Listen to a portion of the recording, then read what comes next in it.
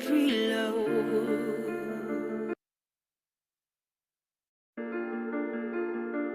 Remind me once again just who I am, because I need to know. Ooh, oh, you say I'm loved when I can't feel a thing. You say I'm strong when I think I'm weak. And you say I am held when I am falling short. And when I don't belong, oh, you say I am yours. And I believe, oh, I believe what you say of me. I believe the only thing that matters now is everything you think of me.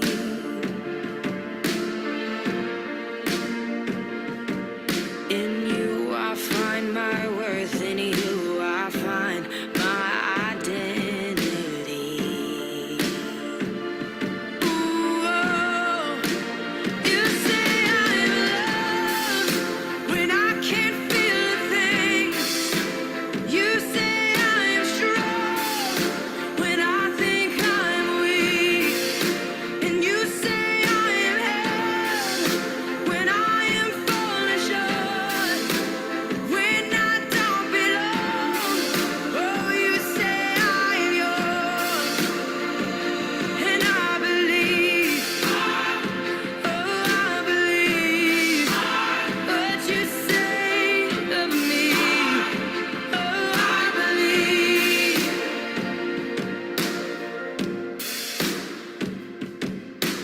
Taking all I have and now I'm laying it at your feet.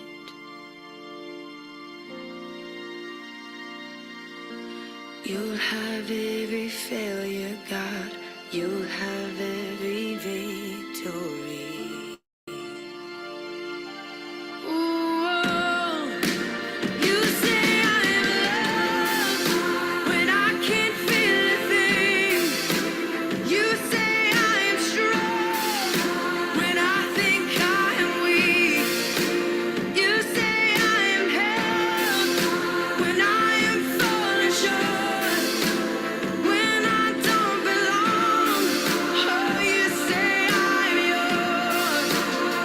And I believe, oh, I believe what you say of me. I believe, oh, I believe, yes, I believe what you say of me. I believe.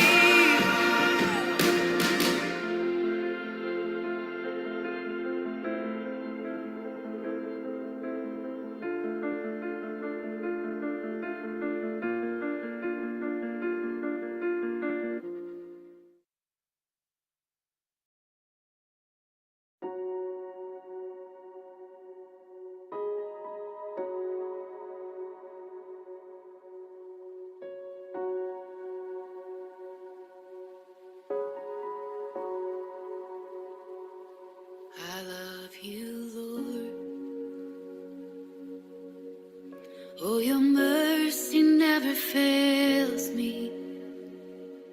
And all my days I've been held in your hands. From the moment that I wake up until I lay my head, oh, I will sing of the goodness of God. All my life you have been faithful. All my life you have been so, so good. With every breath that I am able, I will sing of the goodness of God. My life, you have been so, I love your voice. With every you have led me through the fire in my darkest night. You were close like no other. I've known you as a father. I've known you as a friend. Oh, I have lived in the goodness of God in my darkest night. Oh, close and all my life you have been faithful. I've known you as a father. All my life you have been so, so good.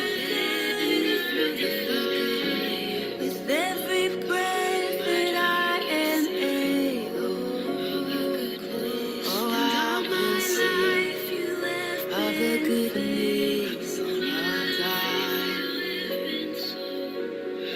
All my life you have been so, so good.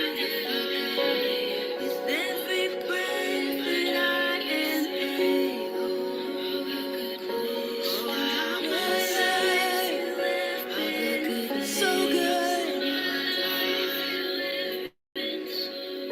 Your goodness is running after, it's running after me.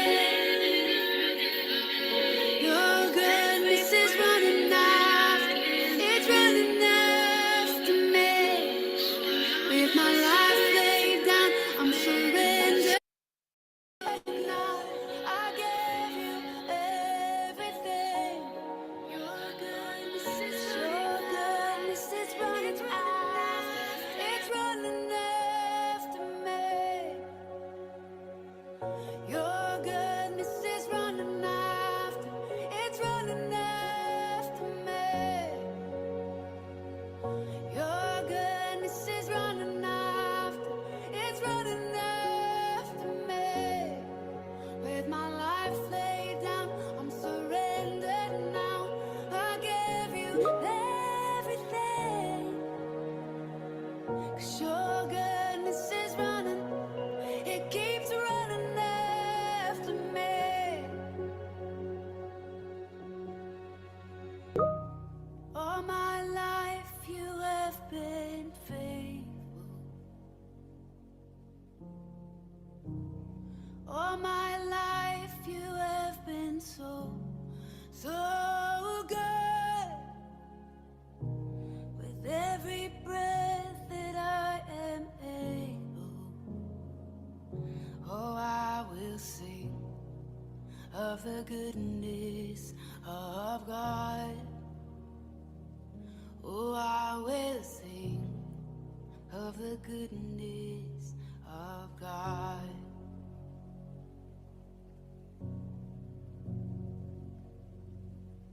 Yeah, yeah. How I long to breathe the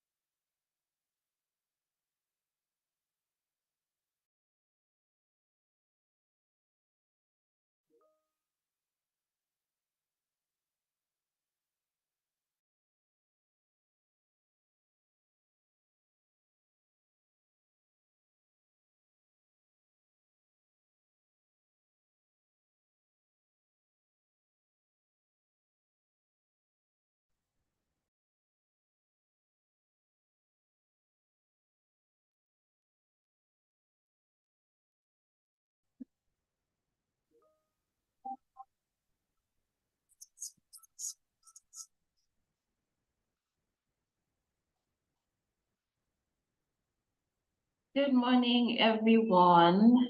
Good I morning, Good morning, everyone. Steve. Hi, Ako. How are you doing? Very well. Good to see you, Ako. Are you Good to see you. excited? I'm very excited about I today. am Substance also. training. I Our am. substance Yeah. training 8. And I Yeah. know that a lot of people are very excited as well. We have lots of people on. We have about 26 people on right now. And we are still expecting so many more people to join. We True have that. amazing speakers lined up. Yes, for today. So do you have any expectations? Any of the speakers? Do you have any particular person you're looking forward to?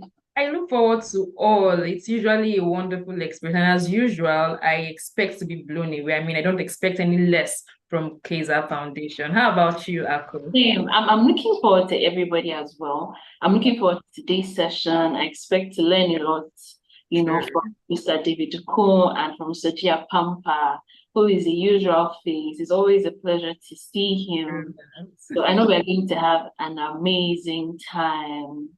I see you, Grace. It's always a great experience. Indeed, it is. Indeed, it is. And as usual, let us all fasten our seatbelts as we are going to be blown away by this year's edition of the soft skill training by construction by Kaiser Foundation. Let us Yeah. start with repping our countries. Where are we joining in from? What time is it over there? What are you looking Your forward to countries. achieving? Let's I'm start in with the chat Nigeria, box. Good Lagos, morning from Nigeria. Nigeria. Good afternoon from wherever in the world you are. Just start repping it in the chat box. 8:57 a.m. Nigeria. Daniel, we see you. Well done for joining on time, Daniel. 11 a.m. from Nairobi, Kenya. Well done. Yeah, you're welcome, Grace. Oh, so nice, so nice. I'm Rep your countries, guys. Rep your countries. Let's know where you're coming in Hey, from. let's keep them coming. Let's keep them coming. If you're in Nigeria, let me know what states, because we have plenty. California, Madam Jamila, all California, the way from Madam J, California. Yay. 11 p.m. Wow. Oh, wow, almost midnight. 22nd of November. Wow. Wow, that's nice. Okay, let's keep them coming. 3 a.m. Pennsylvania, Pennsylvania. Madam Madam, Aroma, we thanks for see you. joining. Oh my God.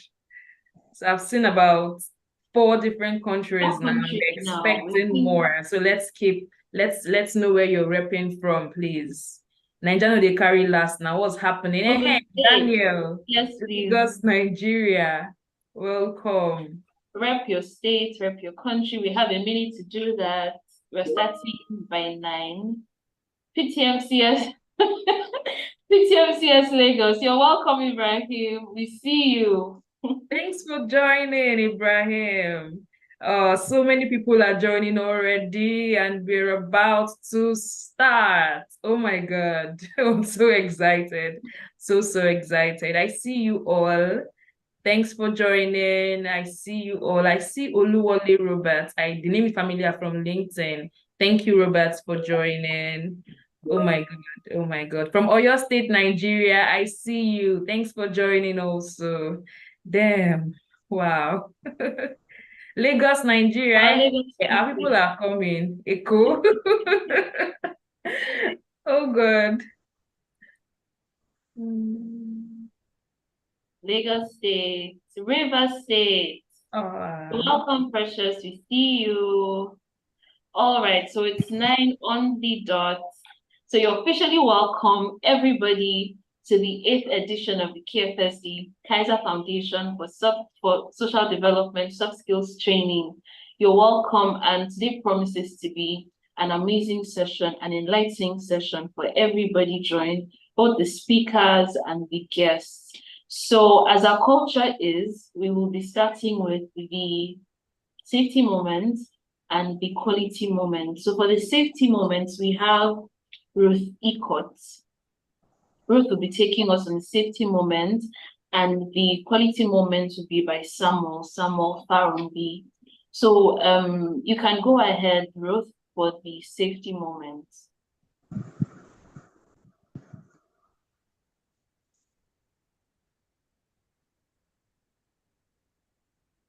Is Ruth here? I see that Samuel is here.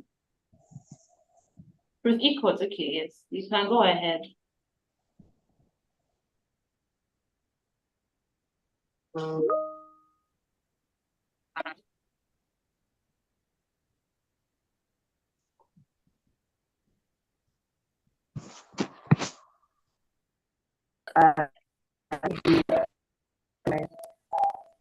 On today's safety moment, I would like to talk about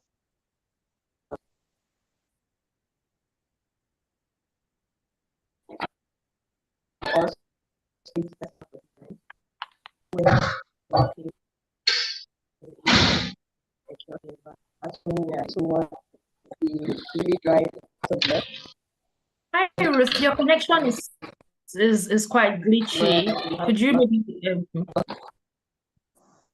Hi, Ruth. We can't actually hear you. Could you maybe try starting again? Thank you. Okay. Ako, do we take the quality moment so that Ruth can work on her? Yes, so Samuel can take us on the quality moment. We can start with the quality moment. Thank you. Samuel, are you ready for us?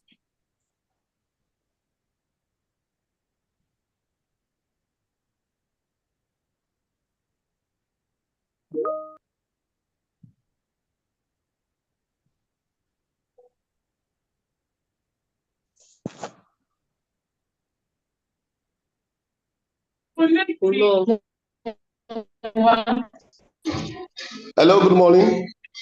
Good morning, Samuel. Yes,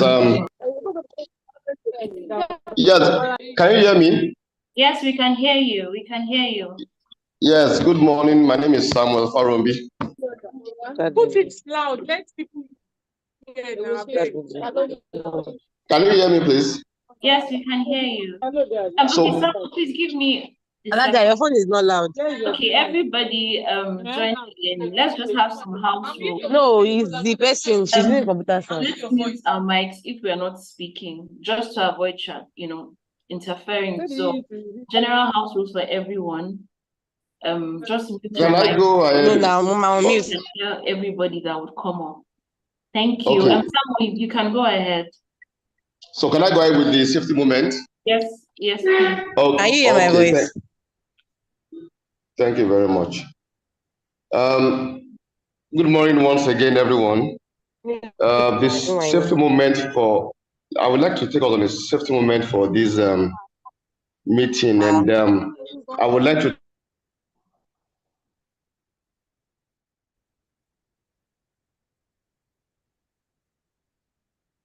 some safety, as we all know that we are now in the festive period. We are expecting Christmas, and we're also expecting the end of the year. So it is common knowledge that the end of the year brings heightened fear of various crimes and increased insecurity. And during this period, many people want to achieve certain things before the end of the year, which brings about pressure that might lead to insecurity. Also, there is a preparation for the festive period, which makes people take a break from work to be with their families and loved ones, thereby increasing traffic and likely security. Now, here are some safety tips which I would like to give us for this for this festive period. Number one, let us ensure we stay alert and report any strange occurrence or individual to the appropriate authorities. It is our duty to, whenever you see something strange within your environment, report to the appropriate authorities, the police, and some other security agencies are out there. You know, we have a slogan in CKL, in KEZA, which says, see something, do something, and say something. So that's our policy in CKL. So let us make use of it even during this festive period. Another point is that we should always avoid flaunting our personal belongings outside, e.g., jewelries, money. When you go for parties, you don't start to know that you have surplus. When you have your jewelries on, you try to hide these things. These are not things you should make flashy at this point in time. Then we should always avoid staying outside at odd hours. That is, wee hours of the morning or late at night. Let us avoid staying out late. Then be conscious of your immediate environment. I always tell people that this is a time where you will listen more to local news for you to know what is happening within your immediate environment. Then another point is we should always keep, our loved ones updated about our present location. It is ideal that you let a member of your family know where you are going, that is if you are going out, and not disclose your destination to friends that are not trustworthy. So this is not the time for us to say, oh, I'm coming. I'm coming is no destination. Tell your loved ones where you are going. In case anything happens, they know how to trace you, So another point is do not walk alone on lonely paths or in an environment where you are not familiar with. Always try to have a companion with you. Then also keep your doors locked at all times. We've had stories of people being kidnapped right in their homes, So it is ideal that we keep our doors locked at all times in order to at least check all these checkpoints of these kidnappings around. Then try knowing who is at the door before you open it. When your door is locked, somebody knocks at your door, you ask questions. Please, who is at the door? To know who is, if you are really expecting somebody. Not that you just open the door. This time around, people go about telling people they are NEPA. Meanwhile, they are criminals, So then if you come under attack, do not try to struggle with them. Just it's better you stay alive than you struggling with them and lose your life. So just oblige. Just don't try to be like you are one Superman. Just try to do not struggle with them. Then, for example, if you're on board a one-chance vehicle, this time around, there's high rate of one-chance vehicle moving around, especially in Lagos. Do not argue with them. Just cooperate and try to get the vehicle number if you can. It is ideal. Police used to tell us that whenever you are boarding a vehicle, try to memorize the number plate of the vehicle. So if you can, just try to get the number plate so that when you make reports, you can give the details. Then do not welcome strangers or those you have little information about in your homes. Then do not give personal information about yourself or family on social media. This is very, very common these days. In fact, on social media, people get to know everything about them. They post pictures on social media, they give things about their family, their whereabouts. Thereby, those criminal-minded people tend to know much about individuals. So we should stop doing that. Then for those of us that drive, while driving on the road, avoid taking alcohol or receiving calls. This is something I usually correct people for. Don't receive calls while driving. If you want to receive calls, because calls can take off your concentration while driving, and you need maximum focus while you are driving. So don't take calls. If you take your calls, you park, take your calls. If there's a possibility of using hands-free, then you can still do that. Then avoid taking alcohols. Then focus on the road as much as possible while driving to avoid accidents. Avoid driving recklessly and make sure you wind up your glass while before leaving. Then also avoid dangerous routes. All right, Samuel. No checkpoints. Samuel. Okay, thank you very much, sir. Thank you very much. Thank you very Your much. safety minutes supposed to be 1 minute, not 10 minutes. Okay, okay, sir. 1 minute. Okay, sir. You can't do all the safety tips in one day. Reserve some for tomorrow. Reserve some for tomorrow. All right, sir. All right. Good morning, everybody. Good to be here. Another edition of Soft Skills Training. Hello, everyone. So good to see you. Good morning, IG. Good morning. So good to see you all. To see you. Yes. So I need you to start putting in the chat section your location and how you feel this morning. Tell us your location and how you feel this morning. Where are you joining us from? Kenya. Which city in Kenya? Lagos, Port Harcourt, Abuja, Panda. Everybody, tell us where you are joining from. And let us know how you feel. Are you excited to be here? I'm excited to be here. Go ahead. We're watching you. Go. So over to you. Over to you, Thank you. my Thank moderator. Thank you, Archie. IG. So we have seen people from Nairobi, we have seen people from Pennsylvania, from Yes, California. Ikorodu, Oyo State, Yeah. Nigeria, from all Yeah. over the world. Yay! All right, Super. so let's have Ruth for quality moment. If you have a minute, the quality moment. Thank you. Hi everyone, good morning. So excited to be a part of this session. My name is Ruth and I'll be taking quality moments. So in today's quality moment, I would like to talk about the PDCA cycle. And this stands for a plan, do, check, and act cycle, which is used to help us manage improvements effectively. Right? So when we want to implement improvements even in our everyday lives, what should we do? First of all, we should plan improvements, right? What are the steps you want to take? What is the goal you are trying to achieve? After that, implement those improvements. Then you check how well those goals have been met. And finally, if those goals were not met as effectively as you wanted, implement steps to help you meet those goals as you should. So that's the last phase, the act phase. So using this method, we can apply it in our everyday lives and use it to effectively manage improvements. Thank you very, very much. Thank you so much. That was a wonderful, the PDCA cycle. Thank you so much, Ruth, for that wonderful quality moment. Guys, the chat is boring. Can we bring in some life in here? I have an exciting news to announce that there are amazing gifts for the most active participants. So you cannot be resting on your ears. Please, let's keep the chats buzzing. Eyes are watching. So please, let's keep repping our countries. Let's bring in the fire, bring in the energy. Let's make this moment memorable for us. We are about to start the main deal. Yes, we are. Yes, we are. I see Zambia. Yay! Interesting. All right, so right about now, we're going to have the welcome address from Ewoma Oloye.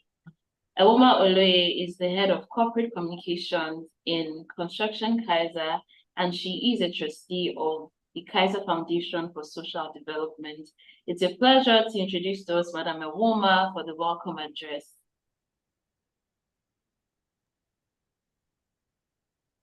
Hi everyone, please can you confirm you can hear me? Hi Ewoma, I can hear you. We can hear you. Wonderful. Good morning. Good morning to everyone. It's so great to see everyone here this morning. I'm just going to request that we please mute our microphones. I'm also going to request from the host that you mute everybody so that we don't have interruptions and people cannot unmute their microphones. It's best if we have an uninterrupted flow from all of our speakers today and tomorrow. It's so nice to see you all. I see you, David. I see you, Ezekwesili. I see all of you returning. I see you from Kenya. I see you from Zambia. I see you from California in the midnight. I see all of you, and I'm very excited to be here this morning. It's 3 a.m. where I am joining you from, but I can assure you, oh, Precious, it's your first time. I don't have shekere. We should shake it for you. First timers in the house, let us see you in the chat section. Everybody coming in for the first time. Let us see you. Let us see you in the chat. Tell us you're joining us for the first time. Usman, wonderful. Rebecca, I'm so excited to see all of you here. Those that are joining for the first time, those that are joining return, those joining us from Zambia, Copperbolt, I think I'm seeing you for the first time. Joining from Kenya, I think you have joined us before. Welcome, welcome to you all. I am excited, I'm supercharged, I'm super pumped. Sometimes my voice is going to go high and low, and I'll be, because I'm sure the people that are here are still sleeping. So if anybody comes and peeps at me, I'm going to go, but I'm going to keep talking to you guys because it's very important that we do what we are doing. I want to welcome you all to the 8th edition of the Kaiser Foundation for Social Development Soft Skills Training. We have been doing this since 2018, and we are not going to stop because it is something that we know makes all the difference to all of us that are attending. And when I say all of us, that includes me, that includes IG, because for every soft skills training that we attend, we learn something new. We have had testimonials from several people who this soft skills training has transformed their lives, some in a short period, some in a long period, and they have continued to improve, which is the reason why Kaiser Foundation will not stop these soft skills trainings. I want you all to begin to send messages to your friends everywhere, telling them to join.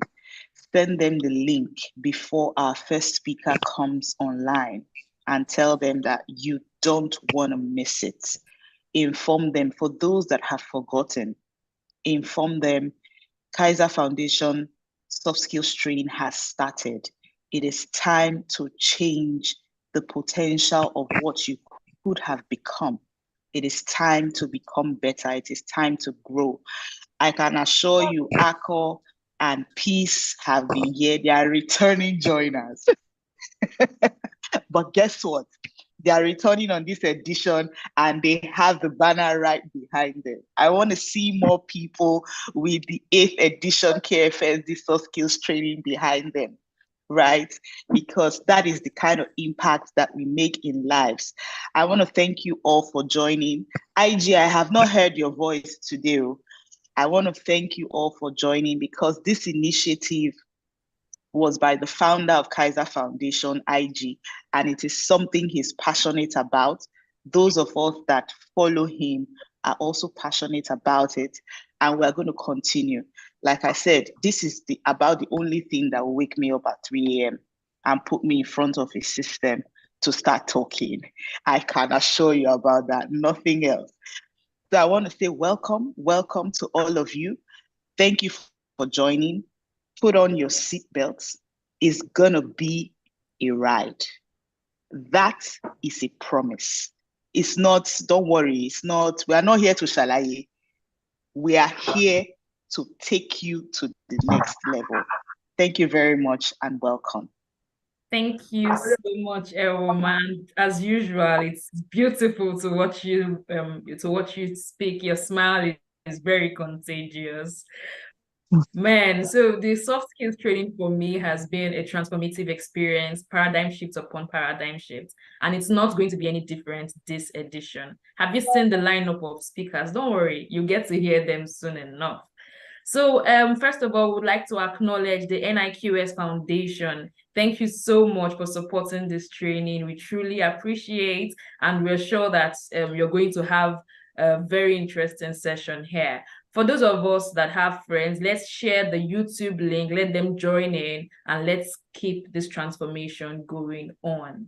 It's now time to welcome our first speaker.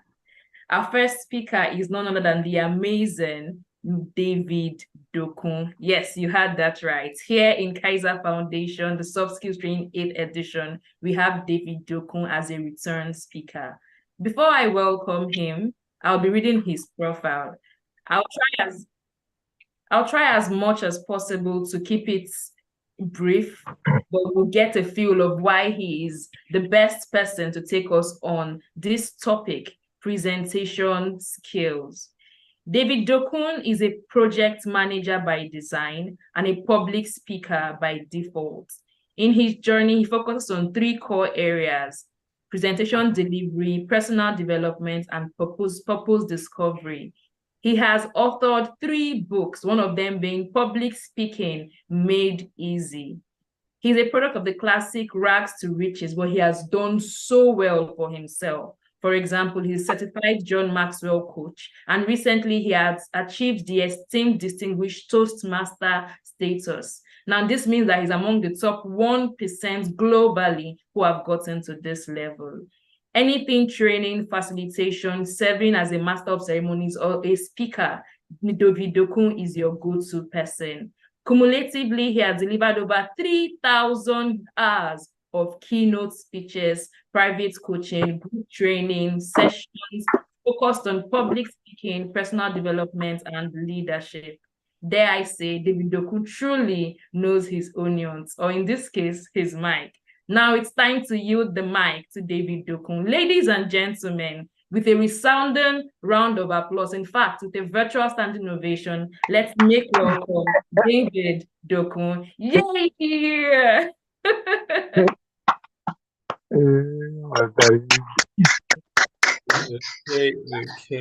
Okay. Thank you so much. I'm super excited to be here. And of course, look at that. Look at that. I can see the chat room buzzing.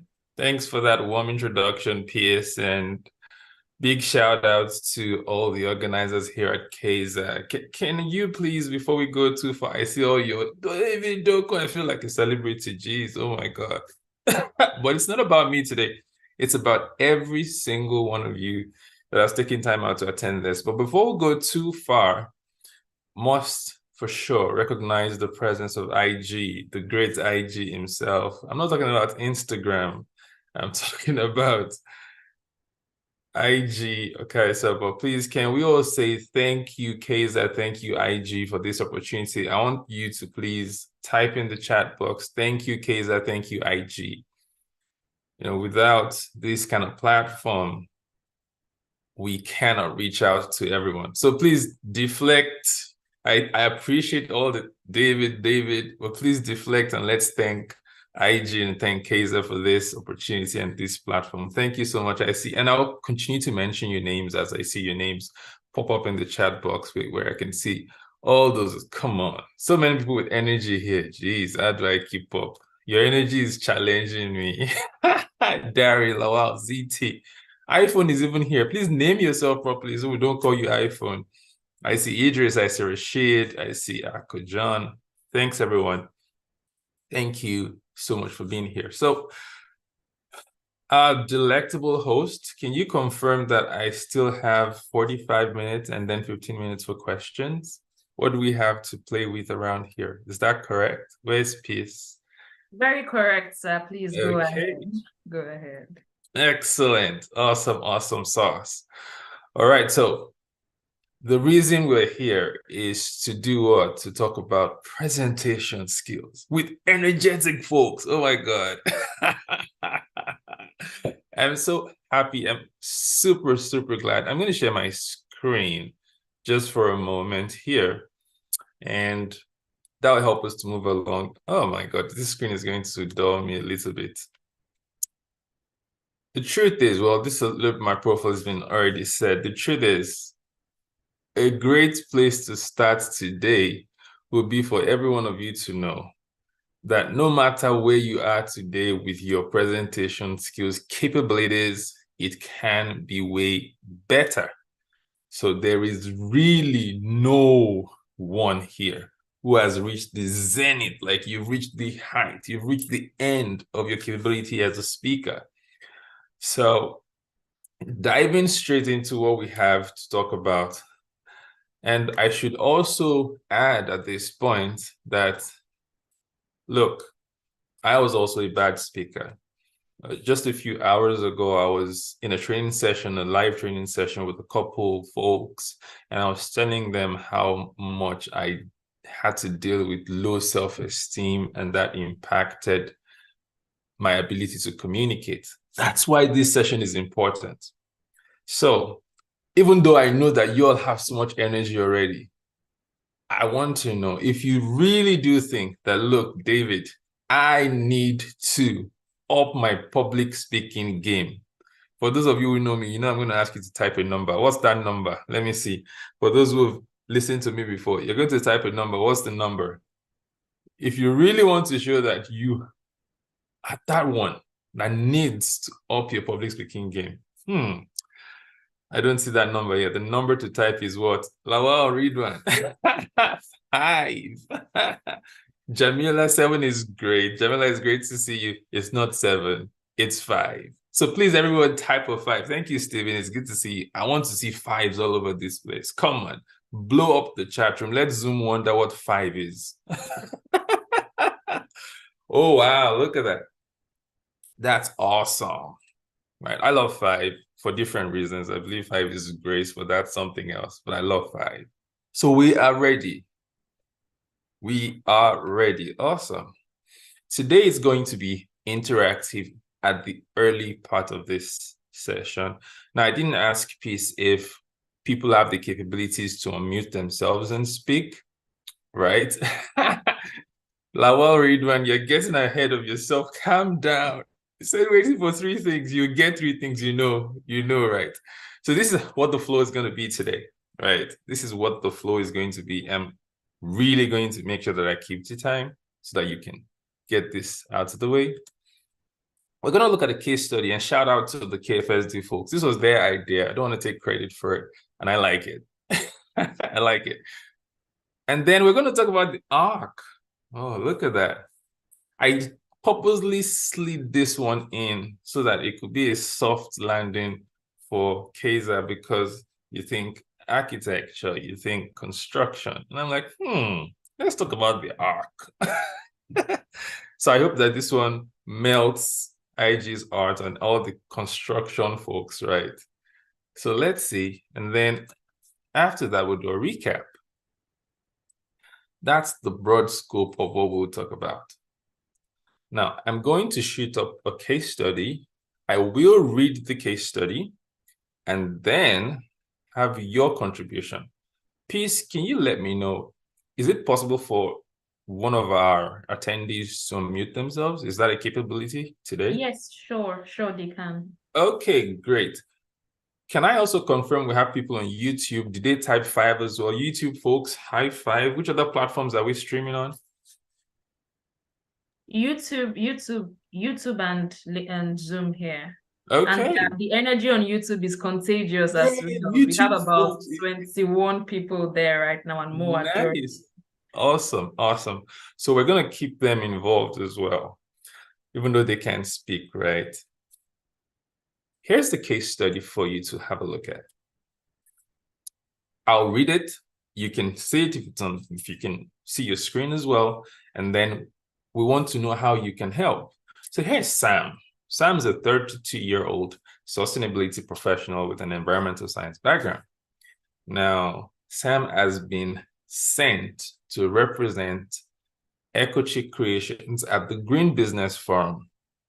Sam is expected to showcase the company's commitment to sustainability, inspire others to adopt eco-friendly practices. And if Sam does this well, like smashes it, Sam becomes positioned for immediate promotion at work. Come on, who doesn't like promotion? I'm sure if you're a career person, you're starting out, you're thinking, oh, for sure, I love promotion. Here's the problem. Despite Sam's passion, Sam is struggling with nervousness and self-doubt when it comes to public speaking, and definitely knows that it's important to help convey a message to the audience. How can you help Sam? So somebody's hand went up straight away. Woo, that's me. Take a screenshot, because I'm going to stop sharing my screen because I want to have a good view of everything happening. I don't have 2 screens here. So take a screenshot and I'm going to stop sharing. Take a screenshot in 5, 4, 3, 2, 1. Don't worry, I'll share my screen again. So let's go. Peace, who's going to speak first? We can take 5 people. Whoa. You can type in the chat box. And at the same time, if you want to speak, just raise your hand and we will let you speak. So keep your comments coming in the chat box, and then we'll also take 1 or 2 people to speak live. So please let us know when you're ready. Okay, so I see the hand of Samuel Bob Ezekwesili. I think he was the first person to raise his hand. So let's have Samuel. Okay, for sure. Good morning, everybody. Hey, morning. Good morning, everybody. Morning. Hi, Sam. Mr. David Okun, morning. The guru with words. It's always good to have you here, sir. So I think one of the best, let me just go straight first so that others can speak. One of the best ways you can help peace is after her research and after your research, you could do what is known as a one-to-one presentations to see her flaws, to encourage her, see what she does differently from, what she's supposed to do. Then you can now organize a group of maybe different people to sit and let her present to them also, so that she can take review of, okay, this is your performance, this is where you need to improve. And after she goes back to the drawing board and rectifies all the review, she can now come back to you again and redo the performance and show where her changes have been made and how effective the changes has been. You can also help her by calming down, encouraging her, and teaching her 1 or 2 tips about eye contact, not being too serious, having to cut the tension with a butter knife and other skills. So I think I love that. I love that. I love that. Thanks, Sam. You are a great guy. Shout out. I can't see people typing. You can type your response while people are talking. So thank you, Sam. Who's next? Lawal Ridwan is also raising up his hand. Okay, go for it, Ridwan. Yeah, good morning, Didi. Good morning. It's always wonderful to see you, sir. Likewise. Yeah, so straight up, Sam should practice in front of family and friends, work about calming anxiety, work on eye-to-eye contact, do not bog a presentation with too much words. Like when you are setting your presentation slides, it should be a little word and more explanation from you.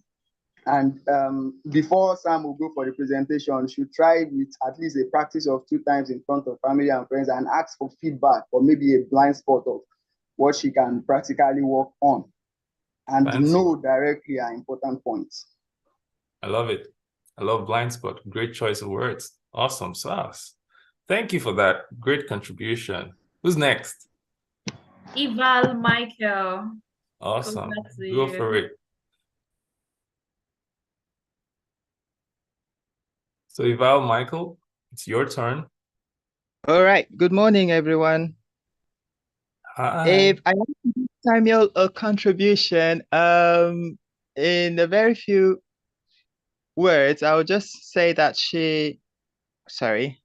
he should maybe start with a mirror. I remember having a challenge like that when I was learning sign language. I was very shy of signing. So I thought if I could sign to myself, I could probably kill that fear first. So it worked out for me that way. Eventually, I was able to do what others have contributed on, trying to sign in front of friends who sign as well, and they can tell me where I am wrong or right. Then I noticed also that being conversant with your script can help build your confidence in front of the public. So if you already know what you want to say quite well, probably summarize it well in your heart. Convince yourself that what you want to say, the people you are talking to really need them. Then you won't have any fear dispensing those informations to them. Well done. Awesome. Whoa, I love it. The beauty of this session is that by the time you finish contributing, I'll just say thank you and then we'll go because you'd have finished all my slides, right? Okay, it looks like we have one more person. Can we take that person? Precious Dan Harold. I hope it's a lady this time around, please. Yes, Okay. it is. Yay! So nice to be here. Okay, for one, I think everyone has said everything, but I would suggest that she gets a story, like something that she can use to break the tension and she can relate with, as well as her audience can relate with. Just a story that is relating to her topic and what she wants to talk about. So it will help her to connect to the audience better and to help her to get her footing and shake off that nervousness. Yeah, so that's just my own opinion. Nice. I like it, Precious. Is there any comment on YouTube? Are YouTubers typing? Can we read one of the comments on YouTube so they know that we are all together? Jamila says, Precious is taking one for the team. Nice. So where are our moderators? Do we have YouTubers typing? Do they have the capability to also contribute? Can we read one of their comments? Or are they silent? They're typing, but we've not gotten any comments here. Okay. YouTubers, maybe you missed the case study. Someone just said she can practice on her. Okoyemi David just said she can practice on her own first. Get some few people around who you think can encourage and correct whatever she wants to present. Awesome. That's from YouTube, correct? Yes, YouTube. Yes. Nice. Okay, let me read some of your comments. I mean, I don't want you to think I'm not looking at the chat box because I am.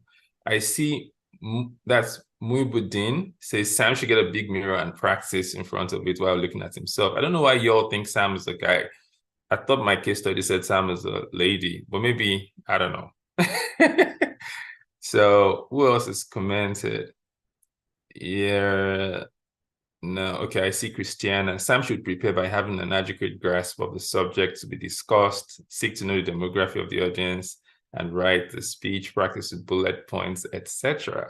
I love it. Okay, look at that. Y'all are doing amazing. Right? I see some fingers up in the chat box. What's that supposed to say? Do you want to speak or you're saying yes? I'm not like Michael, I don't understand sign language yet. Who knows? Michael, please interpret. What does this mean? Okay. Kingsley says we want to speak. Okay. All right. Can we take one more person? That'll be the last person. That'll be number 5. I just like 5 anyway. Okay. So go. Allow Kingsley speak. We want to say. Hello. Hi. So I believe everybody has said the most. But I feel Samantha needs to develop herself in the sense that she needs to start practicing often, like in a gathering with friends, start presenting herself to them, looking at them eye to eye, when she's familiar with them, it's much easier for her from there to be able to face external people. So I feel she needs to start from her circle, to talk to people around her, maybe family, like they said, or church, or someone that is much more closer to her. There she can develop herself, then to be able to face a bigger crowd. That's what I believe. Absolutely correct. Thank you for also adding that. And I should give a big round of applause to everyone who has contributed because you all are correct. These are the things that will surely help Sam. And like I always like to say, it's not enough to know. Right? It was a gentleman that said, why did recording stop? I heard recording stopped. Okay, better. You must be willing to know and also to apply. All right? You must go beyond knowing to application. So everyone that I said, hey, Sam, practice in front of your friends, practice in front of your siblings. Like I see Eunice now probably has siblings on the same screen. Are you all siblings? Anyway. Is that what you do currently? Do you do that? Please make sure that you actually do apply these tips yourselves. So on that note, we are going to talk about the ARC. Can everyone please type the ARC in the chat box for me? Just type the ARC. A-R-C, not Noah's Ark. I don't want anybody typing A-R-K for me. It's A-R-C, okay? Awesome, thank you. Oh, Jamila is so gingered up. I see Jamila's contribution quite a lot. Nice. Eunice, Ival Michael, Abosede, oh, this is too fast. Rafia, Dari, everyone is typing the arc, Lawal Ridwan, Ayodele. You see, if you want to hear your name, you need to type. Moses, Teniola, Abosede, Idris. That's the benefit of typing and contributing. IG! I hope that's not an impersonator. That has to be IG, okay? Nobody should use IG's account today. Mary, okay, Joy, everyone's saying the arc. So what's the arc? Lawal Ridwan already teased that I was going to give you 3 things anyway, because I think it'll help you to remember. What do you need to know? It's not different, too different from everything that has been said. For the most part, I think you all have even taken 2 out of my 3 points, which is okay. But what you must do is to go beyond just knowing these things to applying them, all right? So the A in the arc, what does that represent? I know that you already know it. You've already said it. So you might as well just type it so that you can let us have peace. What is the A in the arc that you need to know before your presentation? Come on, you've already said it, so you just type it now so we can get this over with. Right? David Moses says audience. Is that correct? Is that your final answer? Do we think David is correct? Sam Bob says audience. She's a banda. Great to see you. Know your audience. Audience. Okay. Says YouTube is on fire. Nice. Olawale Olayinka says audience.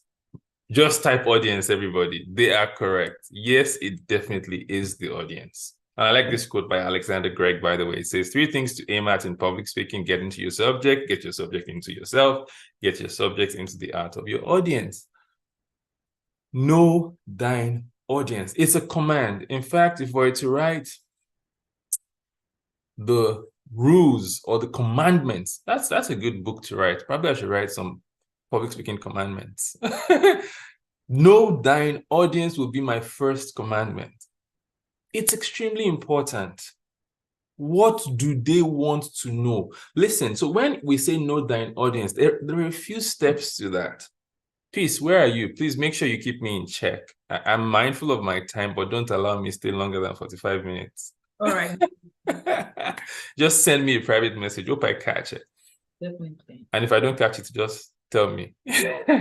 So, what do you need to know about your audience? Different things. Can you help me out? Let me look at the chat box. YouTubers, those on Zoom here, or right here in Zoom. What do we need to know about the audience?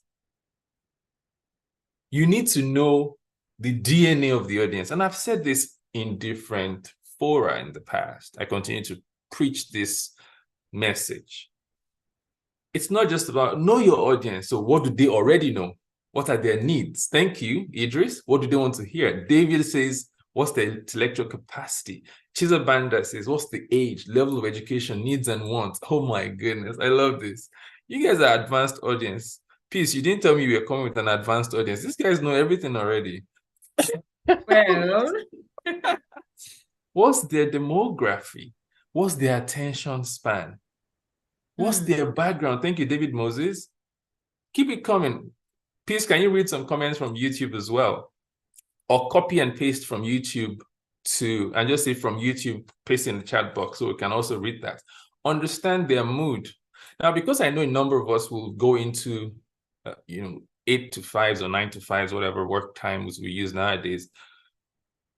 So you are going to be in a career. You need to know your audience when it comes to your boss. Or now I say that because in African circles, we used to use the terms boss, your colleagues, whatever. What really drives them? What's important to them? For instance, I've had the opportunity to work as an executive assistant to the CEO of the company.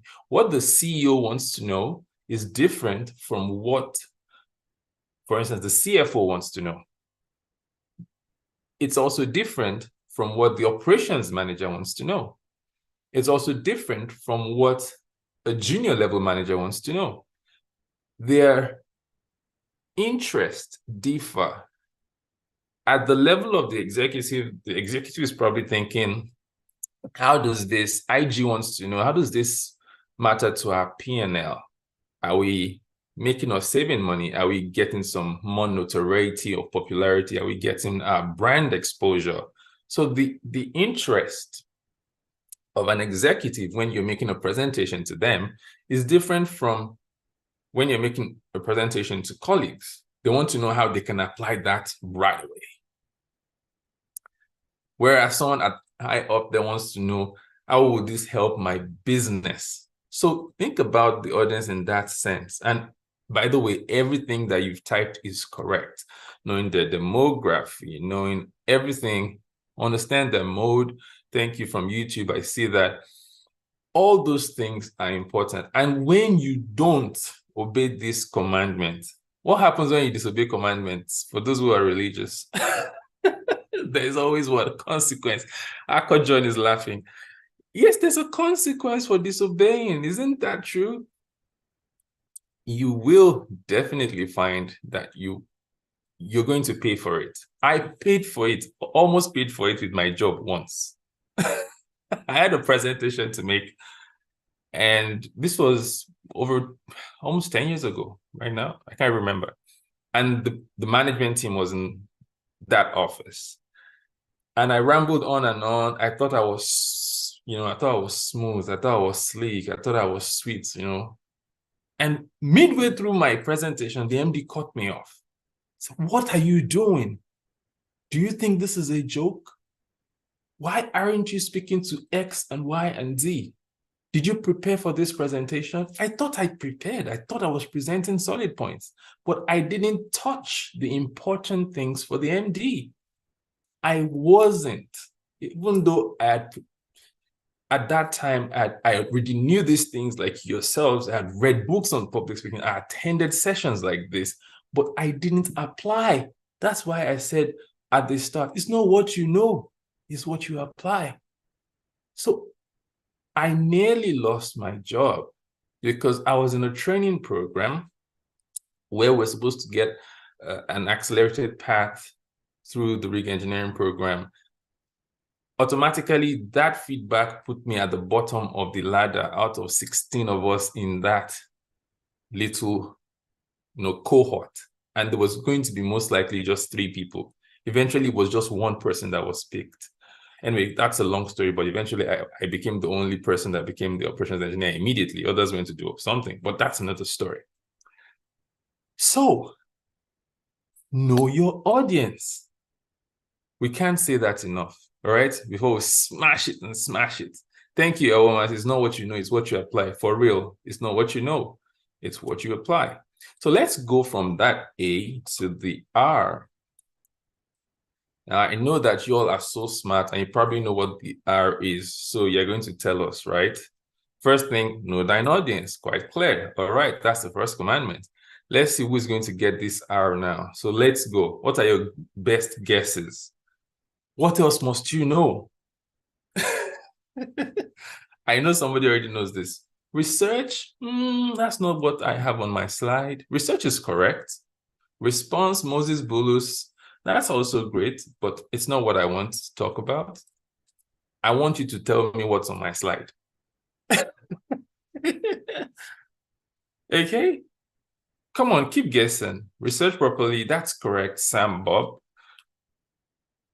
Rehearsal is absolutely correct, Michael, but that's not what's on my slide. Akko John, requirements is correct. Oh, Akko, you are close, but not enough. Oh, Abiba is also close, but not close enough. Read. I love to read, okay? Sam will respond. Okay, I'll put you out of your guessing game. Review. I wish I said there will be a gift for the person that gets this one. I don't even have a gift to give you. David Ayuba says reflect, repeat, recap. Keep it going, keep it going, keep it going, keep it going, keep it going. Review. Jamila is too smart. Like they say in local parlance, sense will not kill you. Jamila, sense will just not kill you. See? You see? Yeah, all those things are correct. But I'm so happy nobody has gotten it. Let me quickly show it before somebody gets it. Okay? Now, I've given you a hint. This is how you get it. If you don't know what you want to achieve in your presentation, your audience never will. I've given you the answer already. Going once, going twice. Somebody will now say, I knew it. You see, somebody was really close. Said purpose, but I wanted an R, you see. You missed the joke. Muibudin, that was correct. Know the purpose. But I needed you to type the R. So everybody type reason. Somebody will say, I knew it. I was going to type it. That's what always happens. People say, I knew it. I was even typing it when you said it. It is true. But just type reason now. So you need to know the reason. Now, when you say reason, you see, somebody said I was about to type it. What is the purpose of that presentation? Now we know the people. You see that? Now we move to the purpose. In case you like to keep it in sync, so you remember, think about it as people first, then purpose. So audience, then reason. You see how this works? Because, again, where's that book? I have a book somewhere here that says, start with why. You may not be able to see it. You must, Peace, you've read that book. You must always think about why. Why was that present, why was that thing set up? Why do you need to make that presentation? If you don't know why, you would eventually, I was going to rhyme, but I'm afraid so that I won't make you think, I was going to say, if you don't know your why, you might eventually cry. It still rhymes somehow. I'm having too much fun here today. See, you must know your why. If you don't know the why, you may go off tangent. You might know your audience, their interest, everything. But why was that particular presentation, why was it put together? Why was that session put together? What's the goal? What are we looking to achieve? Then you would tailor everything you do, everything you say to meet that objective. For instance, the purpose of today's session is to equip you with quick tips. You can call them tips, tools, and tricks that can help you excel on the fly. So if you really do go out of this room and start to apply these things, I promise you, you won't fail where some of us already did. You will fly and you will not cry because you know your why. Hey, look at that. I thought someone would do like this. Oh my God, someone needs to hold me back. I'm having too much fun. I shouldn't be having this much fun, right? But that's the truth. You have to know the reason. Someone says, please, can you be here and make this presentation? What do the people there want to know? What does the organizer have in mind? So I probably beat that to death, but it's just the reason. The reason is the reason. You must know the reason for that particular presentation. Somebody's already, please quote me when you use that quote somewhere so that I can be popular. You fly and not cry because you know your why. Just put David, so that I will blow.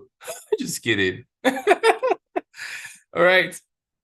That would help you. Now let's go to the last one. Please, I think we're doing well with time, right? Are we? Okay, good. So that I will not cry. Okay, good. Let's go to the final one. I hope this is making sense for people here today. I hope this is simple enough for you to take, chew, digest, and then, of course, grow. We already said know your audience. That was number one. And then we said know the reason. Now, what is the C part? You've already said this today. So let me see who's going to guess. Just make this easy for me. So you just tell me the answer and then I'll just go. No, it's not know your confidence. I like confidence. Know your connect. Connection is great, but that's not the one I want.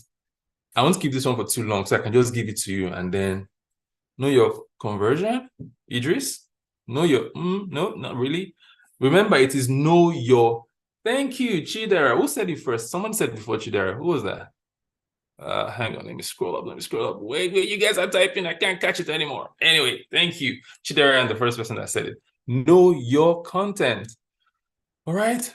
You must know your content. You must, Akojan, thank you, Akojan. You must know your content like the back of your hand. And that's where the practice, y'all were talking about practice. But the truth is, sometimes you can practice and it doesn't roll off the tip of your tongue because you don't live and breathe it. When you're telling a personal story, for instance, you don't need to cram. When you're telling something relatable, something you've experienced, something that you imbibe on a day-to-day basis, it's easy for you. So don't paint yourself into a corner. That's a metaphor of big English for what? Don't go with content that is too sophisticated for you to explain or that you get hang-ups about. Just keep it simple. Know it like it's your name. I always tell people, drive people to your sweet spot. That's a trick. That's a hack. When it comes to public speaking, you already know them. You already know the reason. Now use your sweet spot. Use your strength. Use your knowledge, your experience over time. So Yusuf Rukayat, you can ask a question once I'm done with this. I believe that's for a question, or maybe you raised your hand in error. So note that, please, Pierce. You can do all of that, right? Knowing that this is my strength area, I would apply it to what I'm about to share. So you don't get stuck with, oh my goodness, I need to cram this thing. Oh, how do I deliver it? Practice will definitely help. However, practice is easier when you're practicing something that you live and breathe, right? Don't try to be a rocket scientist. You can try to explain rocket science using your environmental science understanding. Just make sure you know it so that you don't get stuck, all right? And I'm not going to beat that to death. I'm just going to hang it there and trust that you can follow that train of thought and we can move on to take questions. So we've got into that favorite slide. For many people, like, whoo, some people like, oh no, it's over. Well, it's over. It could have been love, but it's over now. Sorry, maybe I'm triggering someone's heartbreak. I didn't mean to do that. Sorry about that. Okay, now let's do a recap. Do you remember Sam? Now, how many of you think that using the arc would help Sam? If you think using the arc is going to help Sam, type a 5. Let me see. You've not typed 5 many times today, so type a 5 this time, right? You think the arc would help Sam. Everyone is typing the 5 for sure. So Sam, there are many Sams in this room, right? All of us, we are all Sams. No matter where you are in your career, whether you're midway through your career, you're an executive, and because I don't know the demographics we have here, but I know we have a lot more younger folks, but you are a Sam. Even if you're an entrepreneur, you're a Sam. Use the arc. So can someone please type ARC and put everything it represents? If you have fast fingers, people are just going to copy and paste your own. So type A. What's the A? Type it in one. So A, what does it represent? I know you know it. R, what does it represent? C, what does it represent? And put it in one one message so we can copy and paste it. And people that are tech bros will just screenshot it. They don't want to do anything hard. They just screenshot. Thank you. Audience, reason, content. That is what I have for you today.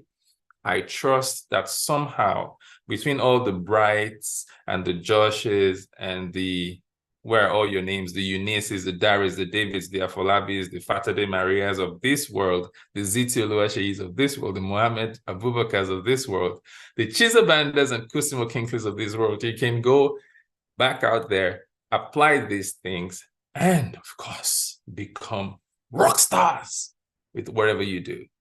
It's been an absolute pleasure talking to you today. I have a feeling that I've gone over my time, maybe not. I think I'm still within time because I'm checking it, right? But I'm happy to take questions at this point. Wow. Let's keep our hands jamming together in the comments, please. I was blown away. I've written about 3 pages, and I did not even know when Mr. David Dokun decided to stop already. I mean, we could listen to you for the whole day. Wow, wow, wow. This is wonderful. I'm sure everyone have learned something, right? So let's go to social media right now and share what we've learned. We are using the hashtag KFSDSST8. Don't forget that. KFSDSST8. Let's share all we've learned today. For me, what stood out is I'll call this session the Arc of Public Speaking. What about that? By Talk David. about That should be a book. You should think about it, and maybe I'll write it in something there. Anyways, the Arc of Public Speaking: know your why, know the audience, know your reason, and know your content. Wonderful presentation, wonderful sessions, and I'm sure people are buzzing with questions. People have questions that they want to ask. Now let's see your hand going up. I've not seen any questions yet in the comments. So if you have questions you want to ask David Doku now, this is your opportunity. Ival Michael, I've seen your hand. Okay, great. So we have the first two people here on Zoom. I saw Ival Michael, and I think I saw David Moses and Ival Michael. So we'll take those two, and I'll go to YouTube and check for others that are on YouTube that want to ask questions. Don't forget to use the hashtag KFSDSST8. We want to see, don't forget there's a prize to be won for whoever gets the most active on the post you do and even here. So let's see how you can make the buzz online too, and let's let the world know how much transformation you have gone through. I'll be using the mic now to Ival first and then David Moses next. Then for those on YouTube, I'll be reading their question after that. Is that fine by you, Mr. David? Oh yeah, for sure. Thanks. So Ival, over to you.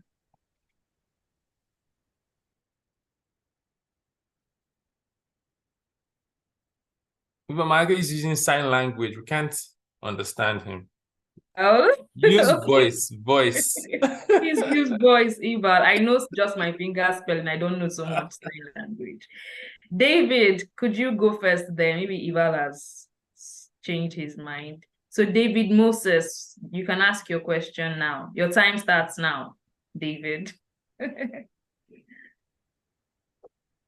Okay, on mute. Are you sure that they are not being restricted?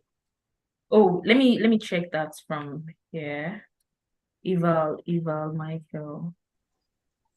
Ival, could you raise your hand?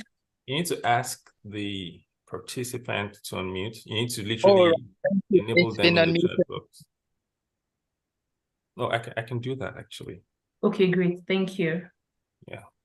I think it's been unmuted now. Thank you. Okay, go ahead. All right.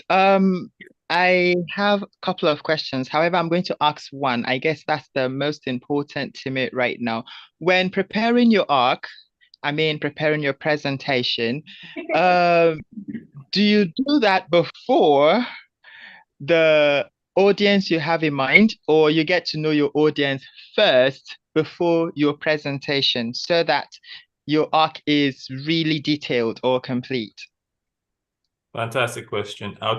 I'll take 3 of them at once so that I can connect the answers. Okay. Next is David. David, you can speak now. Yes. All right. Thank you so much, and thank you, Mr. David, my namesake, for a wonderful session. Very engaging. Straight to the point. Does this ARC model applies for all forms of presentation? By that I mean online, offline. If yes, I'd like to know that. And then secondly, my other questions resonate around the physical appearance of the presenter to the audience. Is there something they're supposed to do that is captured herein? Because audience, when you know your audience, you know their demography, their age, and what have you, and then you know the reason for the presentation, and then you know your content. Are you supposed to just come in shadily because you have those information all figured out? Or, you're supposed to, there's a certain countenance, a certain demeanor. This is what I want you to speak on. Thank you. Brilliant question. I like your second question, so I don't even remember the first again. I would read out one from YouTube so you can just connect the three at once. Okay, nice. So Hamzat Habib is asking that you mentioned 5 when you started this presentation. Is there anything that we can learn from it with regards to public speaking? I mentioned what? Say that again. 5, Sorry. like type a 5, your number. Well, the only thing you can learn from that is that it helps with audience engagement. Well, it did. So I've answered that question. That one was easy. Yes. I know that there's another question in the chat box, so I will also like that we take that. I think it was from John, something about, what you may call it now? I'm trying to remember it. Yes, in the case of impromptu speaking, does the ARC apply? So... Okay, let me take one more that just came in on YouTube from Samuel Chuku. He said, Sam used the ARC model to conquer his nervousness, but at the end of the day, he couldn't convince his audience. What could be the problem? I must be psychic to know that. But okay, that's a great question. Cheesy in a way. Couldn't convince his audience, possibly because it was bad timing. There are different reasons why you may not be able to convince your audience. Maybe it was bad timing. Maybe Sam used an inappropriate joke.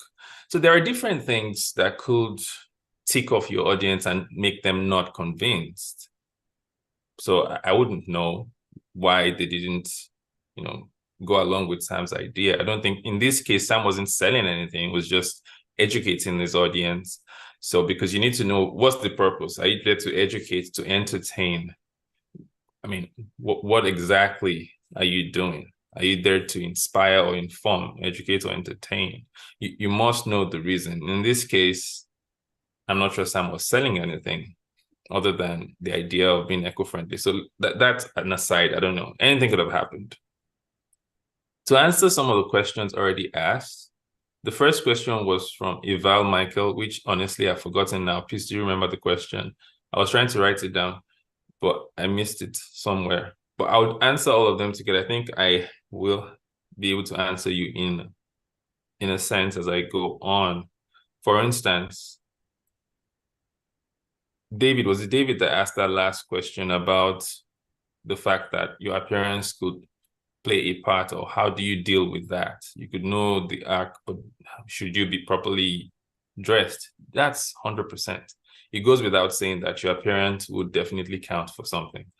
Because saying that that's the ARC of public speaking doesn't mean that's everything. So yes, you must also look the part. You must also determine if you're either overdressed or underdressed for the situation. But always better to go with being at least dressed up a notch so you can establish your, and not credibility in this case, but some sort of likeness to the audience, and then you can step it down. Like I said, I was somewhere presenting yesterday. I started off with a tie and then I removed the tie after because I realized that I was overdressed. Maybe that tie would stop me from connecting.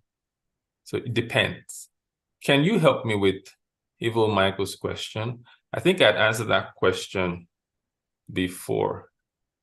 I can't quite remember. Maybe he will just ask again, Evil, if you don't mind. Yeah, Evil Michael, please can you go over your question again? Because I was writing it down and then I trailed off. All right. The question was whether to know your audience first before... Oh yeah, I remember. Don't worry. Thank you for you triggered my thoughts. Now, whether you need to know your audience first before going into the preparation, and that ties to someone's question about impromptu preparation when it comes, whether the ARC applies. So yes, you should know your audience. Otherwise, you're going to be selling ice to Eskimos, right? You will literally be selling ice to an Eskimo. You can't be selling me a solution that I already have a solution for. So you need to know the audience. It's better for you to have an idea what that audience is before you then go about the reasoning and the content. The content would always be tailored to the audience. So yes, it's not really chicken or egg. You think, oh, the chicken or the egg, which one came first? the audience has to come first. So that's your answer.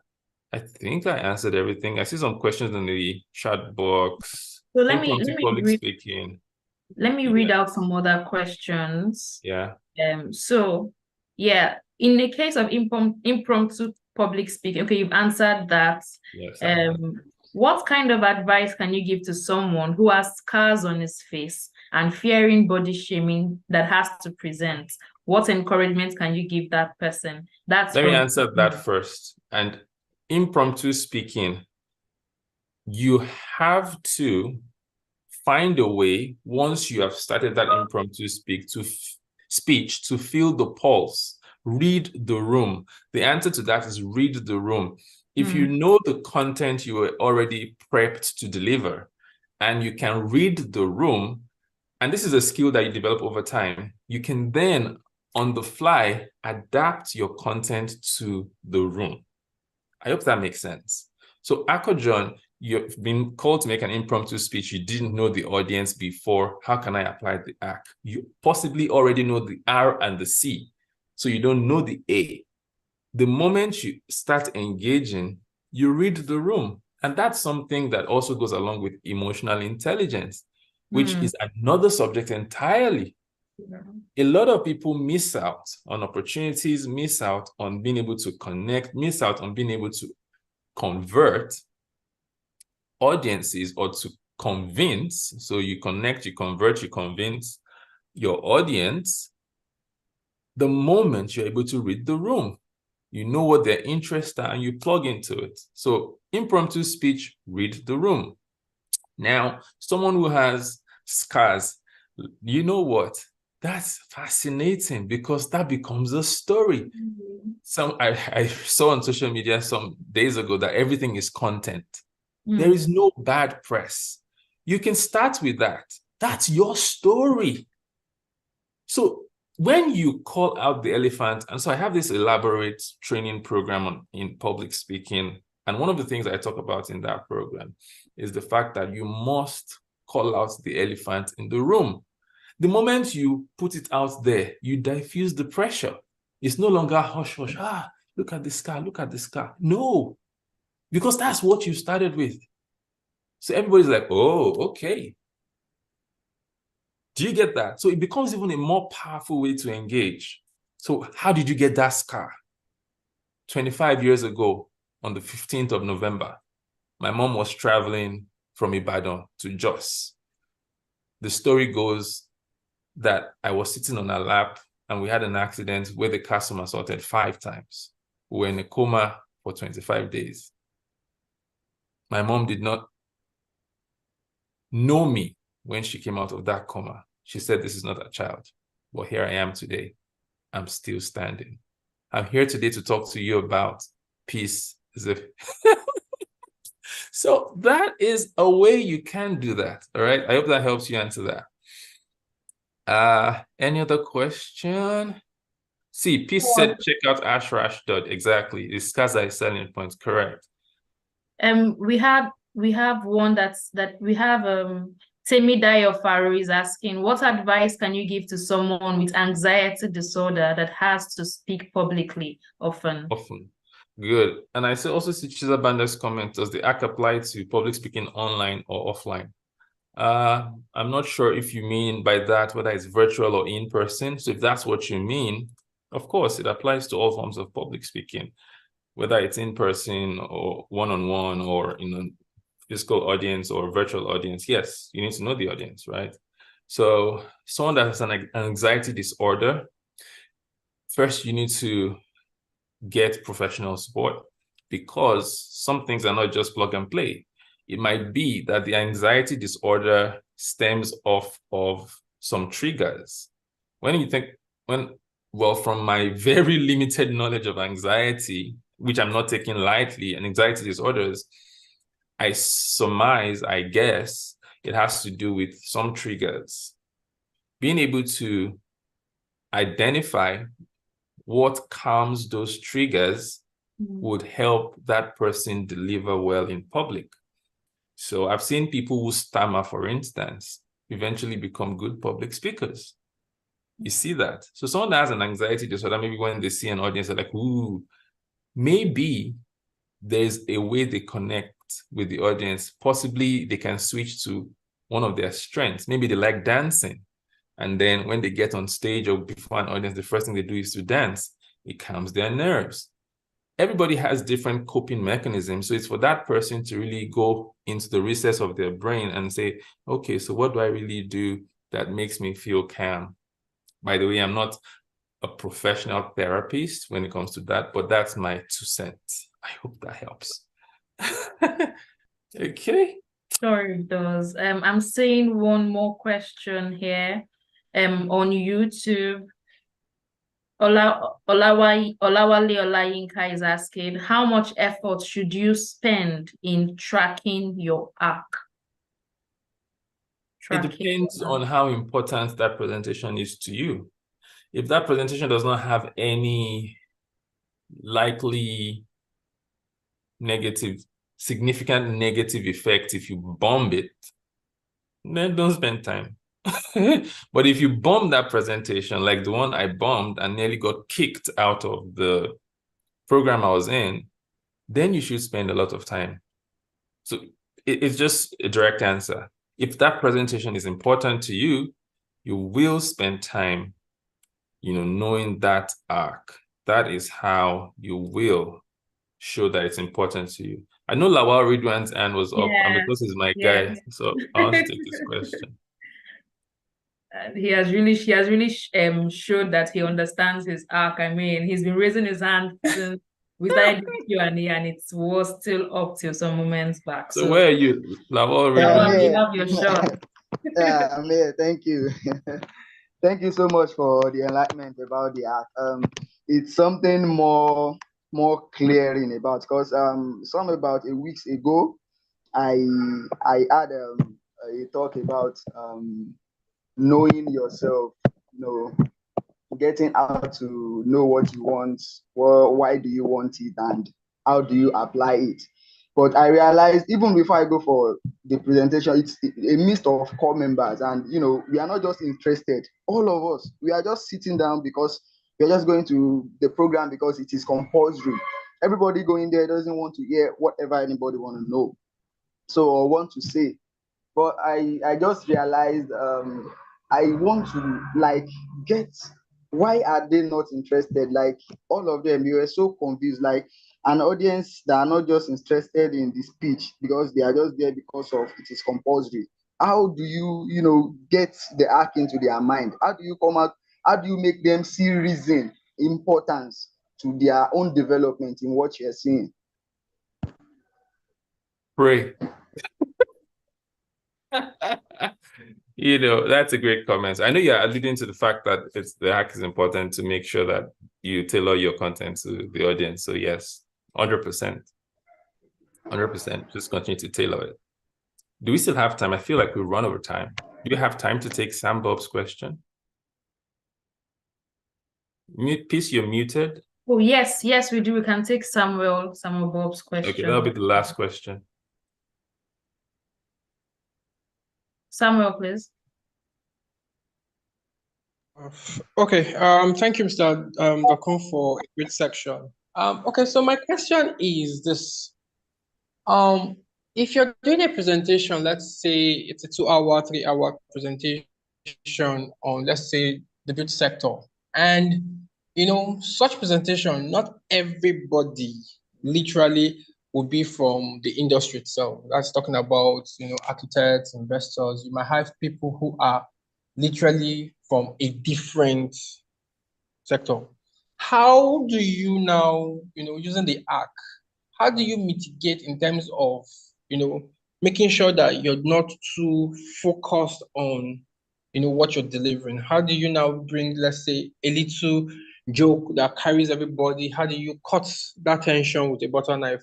Like you put a smile on people's face, you communicate it, you ease the presentation. Because I think that is where most times I see one of my biggest flaws is you begin to talk and you go so deep into the conversation that people begin to now lose interest in the conversation. There is no relaxation. It's not free to the speech, you know. It's not like when you talk, you now crack a joke and everybody laughs and everybody sees the ideology in what you're trying to say, then you get back to your presentation step. So how do you now mitigate it? How do you maintain that flow? That's a great question. And there's no direct answer, just as in life generally. There's no direct answer to many things. It depends. When you have a diverse audience and you looking for how to connect the dots, the question I ask myself, and which everyone should, is what's the scarlet thread that runs through this audience? What's the commonality? Generally speaking, I believe that everyone on this call wants to be happy. Is that true? Is that true? It's true. There are some things, PC smiling, there's some things that everyone wants. In Nigeria today, I know this audience is primarily Nigerian. And no, I know it's different parts of Africa as well. But thinking about it, no matter where your audience members sit in terms of their leaning, there's something that they all have in common. One thing is for sure, for instance, there's a global economic crisis. So if you're talking to an audience and you're able to chip in things that they all have as pains, then you have a win. So you can go technical to some extent and then share how your solution applies across board to your audience. And it takes practice, it takes consistency. Sometimes you would not get it. Sometimes you would get it. When you don't get it, don't beat yourself. Just learn from that experience and continue to find ways to have generic solutions, in quotes, that apply to your topic that anyone listening can apply. I hope that would help. And finally, we won't take any more questions. Bolarinwa, just to appreciate the time you took to type that. What do you do when you lose your train of thought? Oof, different things you can ask the audience. It depends on your confidence level and the kind of audience. If you're presenting to your CEO and you're asking, please, where did I stop? And then you just say, you stopped on the way out of the building. Just be going. Be going. Okay, that's if your CEO is not really a nice person. But I'm just kidding. If you lose your train of thought, just say the last couple of things you said. This has worked for me several times. Just start to retrace your steps and say, and just before I go ahead, one of the things we've said today is this, and then we said this. By the time you build up to a point, you may, if you're lucky, have gotten back your train of thoughts. And I must definitely acknowledge the presence of our next guest. It's really a pleasure to see him here. So, Sophia Pampa, I see you, sir. And I know that you still get properly introduced, but I'm just acknowledging. Good morning, good body. And thanks for having me. Yeah. Good to have you, sir. So, everybody who is enjoying our gist, you see, our time is up. Peace. Thanks, everyone. I'll just leave a party short. Remember to always apply everything that you've learned. And back to you, Peace and Akko. Wow, please, everyone, let's keep the chats. Thank you so much. Thank you Wow, so much. wow. Let's thank Mr. David. Thank you so much. Someone called you Mr. D Square. I think that was thick. Mr. D Square, thank you so much. I mean, and about that public speaking commandments, that book, you have to acknowledge us. You have to acknowledge soft skills training. Yes, the part of the acknowledgement. Yeah, so thank you so much. I mean, this is my 4th soft skills training, and every time I'm blown away. Every time I'm like, so much more to learn, so much more to learn. This is also a good time to remind everyone present that we have internship and mentorship opportunities, as a reward for the most interactive participant. So, ask questions, comments in the chat box, rep on social media. And we're using the hashtag KFSDSST8. Hashtag KFSDSST8. Invite your friends. We still have the next session we have tomorrow. So we still have a lot. So, be active. There are already a couple of names that I have taken notes of, including my almost namesake. I have an almost namesake in the chat, I noticed. So yes, and then Up next, we're having Mr. Soji Apampa. Mr. Soji Apampa is our friend. He's I think for all the sessions that I have joined, I look forward to Mr. Soji Apampa because he's always here for us. You're welcome, sir. So Mr. Soji Apampa Thank will you. be taking us on professional ethics and morals. Okay, so I'll read Mr. Soji Apampa's profile. Mr. Soji Apampa is the CEO of the Integrity Organization, an anti-corruption research and advocacy organization concerned with the issues of public accountability and transparency. Mr. Soji Apampa has advised and worked with institutions such as the United Nations, NGX, World Bank, and other international organizations to improve and promote governance and integrity systems. He is also the CEO of CBI Innovations Limited. Mr. Soji Apampa is a trained civil engineer with an MSc in governance finance. He has over 30 years working experience establishing ventures and working in more formal settings. It's always a pleasure to have you, sir. You're welcome, and we look forward to this amazing session. Wow, thank you so much.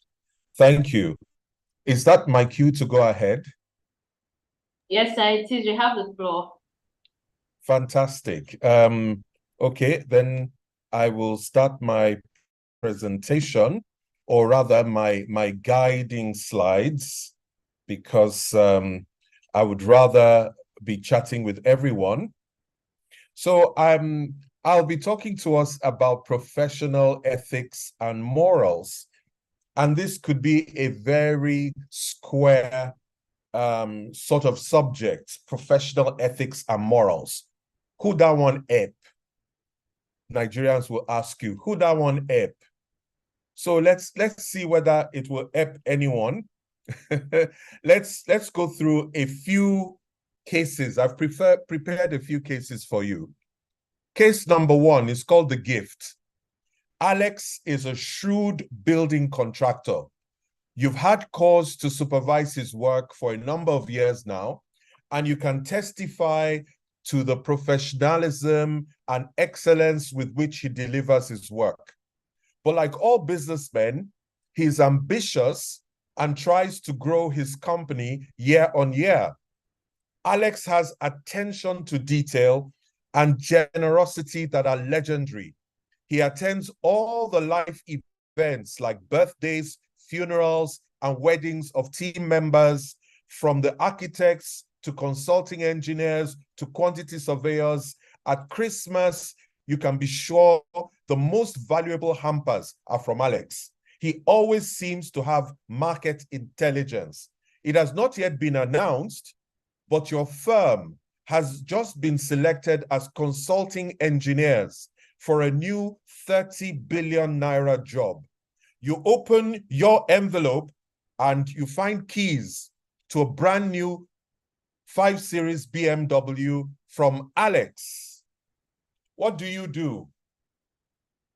A, you return the gift immediately, since as a member of the bid evaluation team, or rather as a member of the consulting engineers, you have to avoid all appearances of a conflict of interest. Or B, there are only so many good quality contractors like Alex in Nigeria. He is good to have as a friend.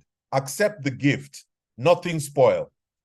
Or C, a BMW 5 Series car will attract far too much attention, so you ask Alex to monetize it instead. What will you do? Quickly in the chat, just type A, B, or C. Which one?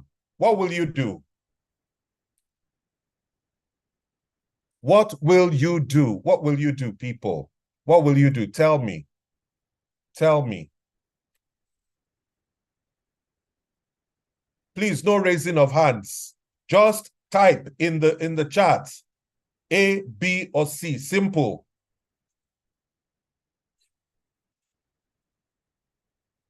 People are saying A is what they would do. Are you sure? Okay, let me change the question. What do you think Nigerians will do? Good.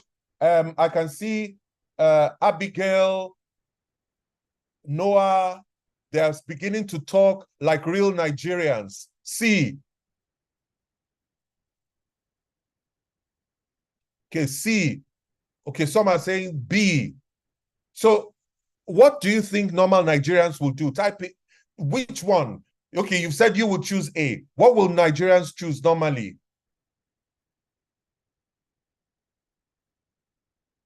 They'll accept the gift and move on. Okay, thank you very much, guys. Thank you. Okay, so now let's imagine that what you did was B. There's only so many good quality contractors like Alex in Nigeria. He's good to have as a friend. Accept the gift, nothing spoil. But then you are the client, and you now hear of this. How will the client feel? Or you are a colleague, one of your colleagues hears that you received this BMW 5 Series from Alex. How will your colleague feel? Or you are a very vocal beneficiary of the 30 billion project, and you hear that one of the consulting engineers who will be supervising the project has taken a gift of a brand new 5 Series BM from Alex. What do you think that beneficiary will feel? How do you think they will feel? Ponder over that while I give you another case. Case number 2, the side hustle. What I'm trying to show you, I want you to see the context. Let's not speak grammar today. Let's be real. Let's keep it real. Does this really matter? This whole professional ethics and morals, does it matter? Why should we be studying it? Let's look at the side hustle. Okay, after 5 years post-qualification as an engineer, your colleague still struggles to cover her monthly bills from her salary. One of her seniors from secondary school, you suspect to be an old boyfriend, is now in charge of the Nigerian Content Office. After she grumbled to him for a while, he decided to help her. He asked her to bring 3 companies, after which she has now won a 50 million naira project, from which you understand she can go home with as much as 20 million from the contract sum over the 18-month contract period. Your bosses are unaware of the project. Your bosses are unaware of the project. Okay, so what do? A, you report her to the partner responsible for ethics at your firm, since this is a clear conflict of interest. Or B, you do not report her, as people will say your action smacks of bad belle, even though you know this will kill the firm if everybody were to do the same. Or C, you pally her up to see if you could also get a role in the project that she landed. After all, she can't do all that work by herself. So let's go back to the chat box. What will you do? A, B, or C? And let's be real. Keep it real. You will report her. Are you sure? Nigerians never report anybody. Nigerians never report anybody. Are you sure you're telling me the truth that you will report her? Thank you for those who are saying C, Jare. You will pally her up and see if you can get to court. Abi, at all, naim bad. That's what we say in Nigeria. Just cut me a slice. Okay, some people say you will say nothing.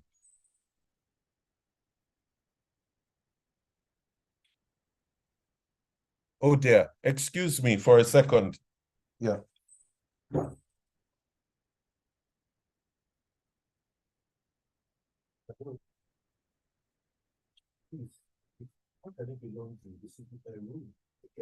I see we have a lot of whistleblowers here. Everybody's in our reporter.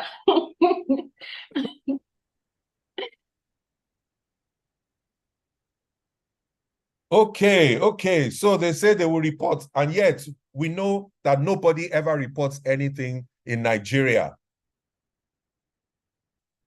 Any Nigerian trying to pretend to say nothing is saying a lot. Okay. We will all report her. Okay. Oh, whistleblowing pays. Oh, okay. Oh, I don't believe you. So I think most people will do C. Most people will see whether they can also get a cut. Okay. But if you get a cut in it, imagine when the managing partner of your firm now hears about it. What do you think your CEO would do?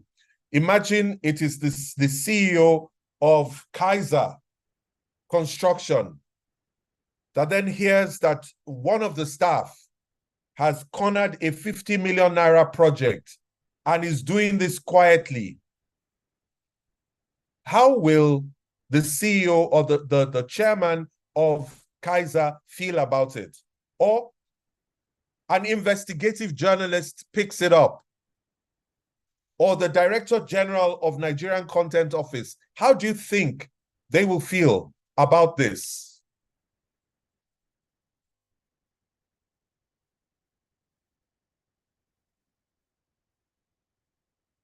Okay, somebody says that they'll be disappointed, they'll feel bad. They'll feel bad, good. Uh-huh. Okay, some people will feel very disappointed. They'll feel she stabbed everybody else in the back. Good.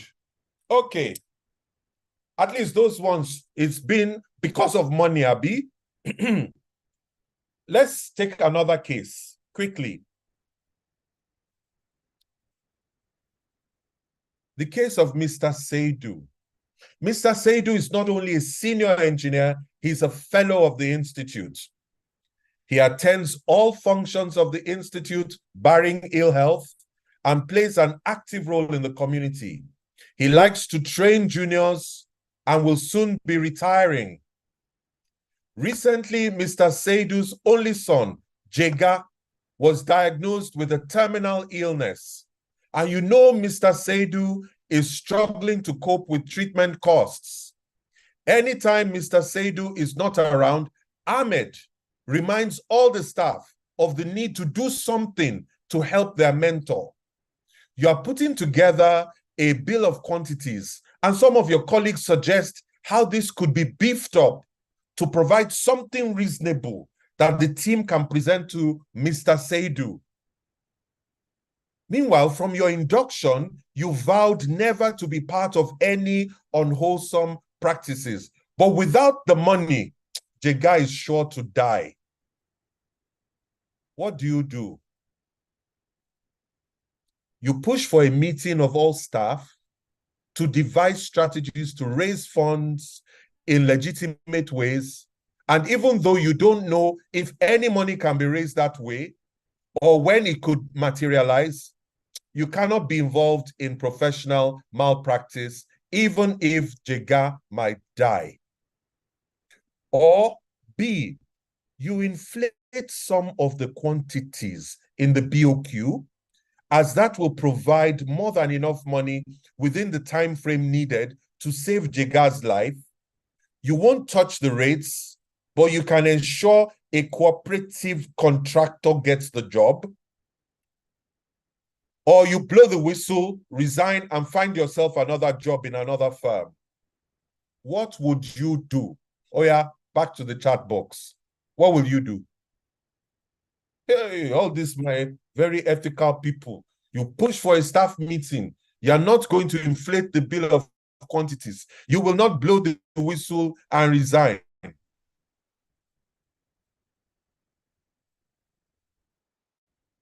Instead, you will do what the good boys do. A is the answer for you. Okay. That's Dari. Kusimo Kingsley, A is the answer for you too. Are you sure? If really, as you people are typing, and I'm seeing like 70% of you know what is right to do, then why are we in such a mess in the country? If everybody agrees, this is the right thing to do, this is the right thing to do, I will do it, I will do it, then why is it not being done in society? Very sure, sir. A is the answer. Kusimo, yes. Integrity is expensive, says someone. Oh, we pretend a lot in Nigeria, says my namesake, Olusoji. Huh.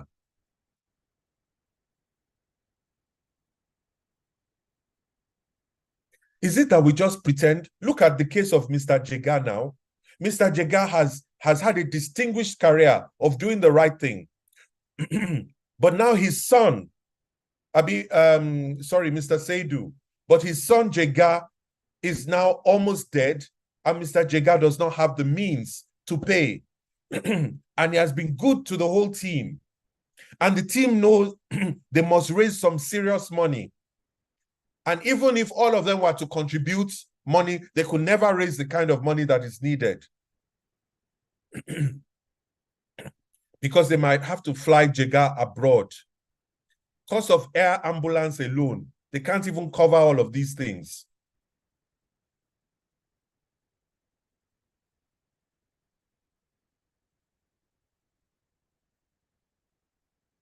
Okay.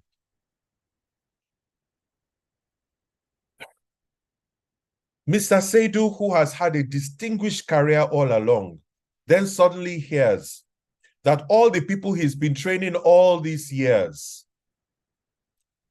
at the last moment, when he's about to retire, in his name, now go and pad the BOQ. Do you think he'll be grateful or he'll be sad? What about Jega? For those of you who claim that, no, you will not pad the BOQ. Jega hears, and he's the one lying on the bed, almost dead. That you people that his father sacrificed for, you will do nothing for him because you want to preserve your integrity. Or meanwhile, the client who is supposed to pay for all of this, then hears about this scheme. How is the client to feel? Are you sure you will stick by your answers? Kingsley, yeah, sorry, Jega. I don't believe you, Kingsley. Choma, okay, in the story, true loyalty is tested. Yes, it is tested. How will it be resolved? Tell me. How will it be resolved? David, you're laughing. How will it be resolved? Oh, insurance policy of the company. How many companies have insurance policy? And can you bring somebody who was not under that policy? Can you suddenly bring them under the policy when such a thing happens?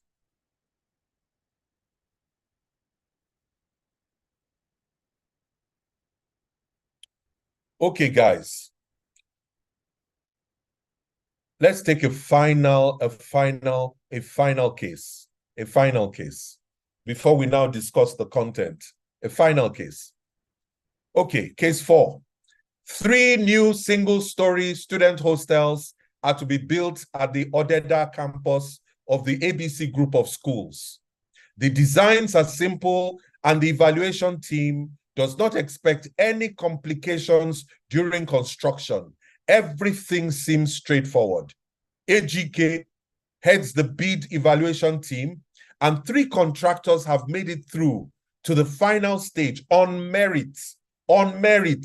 In fact, it really doesn't matter which of them is given the contract. They can all do a fine job. However, AGK insists on Neptune Construction that had the highest bid price of the 3, even though technical evaluation had them tied. You are not sure what is happening, So you dig around, only to discover that, you see that Mrs. Bola Tito of Neptune is actually Ejike's sister. Okay. What do? Last, you don't cast, and it's your turn to chop breakfast. You let Ejike know that you know what is happening, and you ask for your cuts. Or B, you question Ejike's judgment, citing concerns over best value for the client's money. Or C, you ignore what is happening, as this is the norm. Your own time will come too, when you two can get to call the shots. What will you do? Over to the chat box. Hey, people are saying you will question Ejike's judgment. Are you sure that you will not ask for your cuts? Cut me in. Somebody is saying I will do a strong stand with B. I don't believe you people. Truly, if really you are reflective of the people of Nigeria, why are we in the mess that we're in? Take one answer, Accord, don't hedge. You might as well say I will do A, B, or C, which is like you're not doing anything. Which one will you side with? You question Ejike's judgment. What will you do? So you go and question Ejike, Abi. What will you do? Oh, you are solid with C, Kingsley. You ignore what is happening because this is the norm. Your own time will come too when you will call the shots. Okay, so you turn a blind eye like most Nigerians. You hear that they have collected about 12 trillion from Emefiele and his colleagues. And you turn a blind eye and you say, well, what else? They've been doing it since now. They'll do more.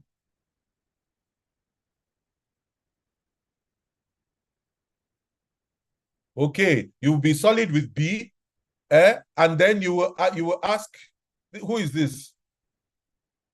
Muibuddin. You're solid with B, but then you will still ask for your cuts. Okay, oh.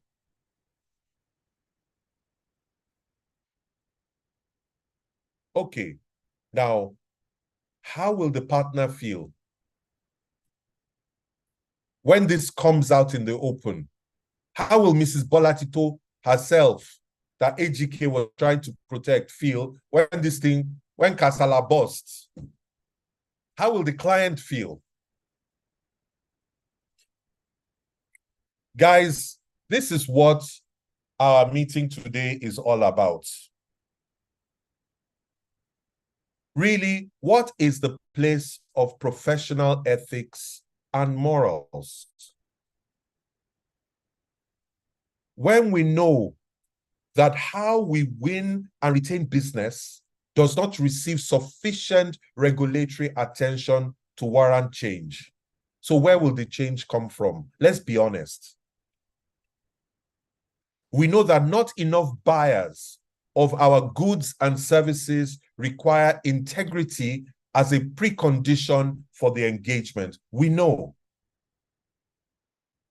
And we know that acting with integrity is seen by the population of Nigeria as a moral, but impractical, nice to have, given the environment. So what is going to drive change? Maybe if some foreign company comes and says they're looking for local businesses that are clean, it's at that time that some of us will then decide, okay, maybe it's worthwhile being clean. Or if there are potential clients that they start to see who now require integrity as a precondition for you to supply them, then you say, okay, I'm ready now to be clean. But is that good enough?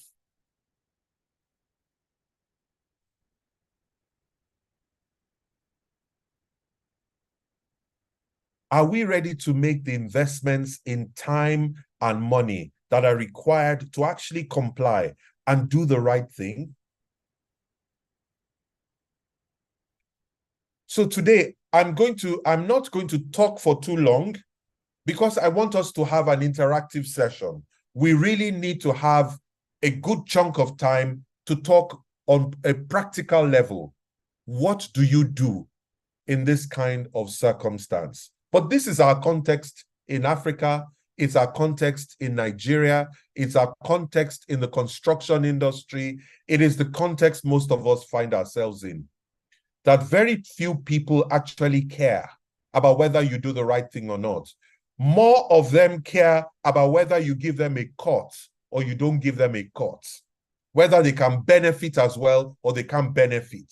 And if they can't benefit, then maybe bad belly, they will spoil it for you. But otherwise, what is driving people to do the right thing? But before we go into all of that, let's ask ourselves the question, why should we even bother about this whole professional ethics and morals? The picture on the left, I took myself. This is a modern day picture of Dutse in Jigawa State. I took this picture myself. I didn't take it from the internet. This is where people are trying to eke out a living out of agriculture. Look at the landscape. This is how, on the right, how most of us live in Lagos and other places. Food imports into Nigeria has been growing. And you can see what happened with the whole CBN thing. Despite the anchor borrower program, the money ended up in a few pockets. It didn't reach the farmer. So we now know how much we're paying for food, and now we're going to start to import rice, import maize, import everything now that we need to eat. Otherwise, as a country, we starve. What do you think led to that situation where we have agriculture without food? The picture on the right is reportedly taken from inside the mansion of a certain general in Minna. And on the left is a typical picture we see in Lagos, how the rest of the population lives. We have a serious housing deficit in Nigeria, which has been growing at 2 million units annually. Where has all the money for infrastructure and housing been going? We know how some are dressed, but we also know the truth about how many people in many parts of Nigeria are dressed. Our textile industry was killed. It was killed because we allowed the smuggling of cheap imports from China. And that ended our textile industry in Nigeria. So we have clothing, no warmth. We have cotton, we can't really have an industry. Schooling without learning. Some are able to pay for the picture on the right, but the majority, if they're lucky, will get the picture on the left. According to the British Council, about 1/5 of the world's 60 million out-of-school children are in Nigeria. Nigeria alone is 20% of the children who are not learning anything. Those are our future leaders. What do you think? What do you think if just one cabal, one group of people are responsible for taking 12 trillion naira? Is it a surprise that there's no schooling for the ones on the left? Medicine without healing. These crowds, this photograph is a real photograph of crowds waiting for free medical care. Nigerians from diaspora who came back to give back. These are the kind of crowds that they had to deal with. Meanwhile, on the right is where, in a typical hospital room in Germany, where our leaders go. No more than 35% of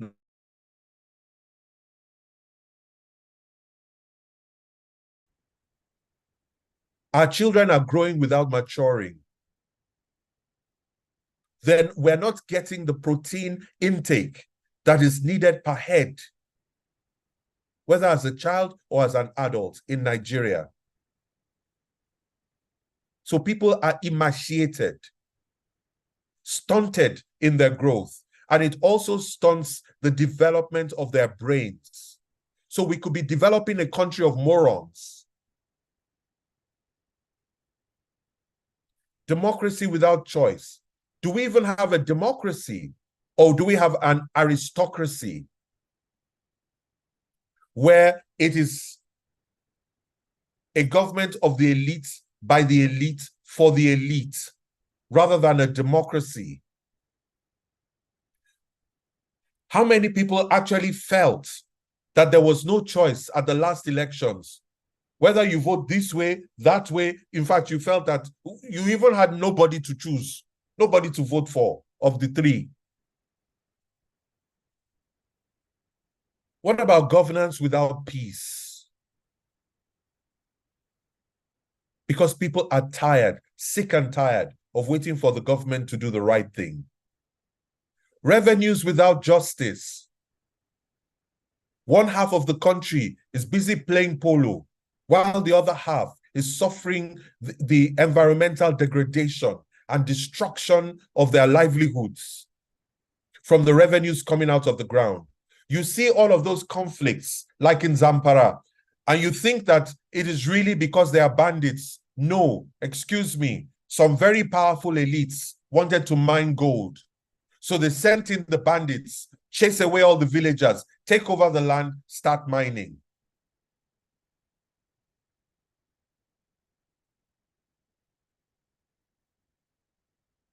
Wealth without prosperity.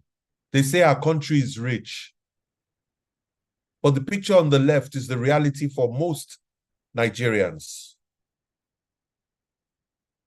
We spend, they make us spend a lot on taxes and all sorts of things for very poor service.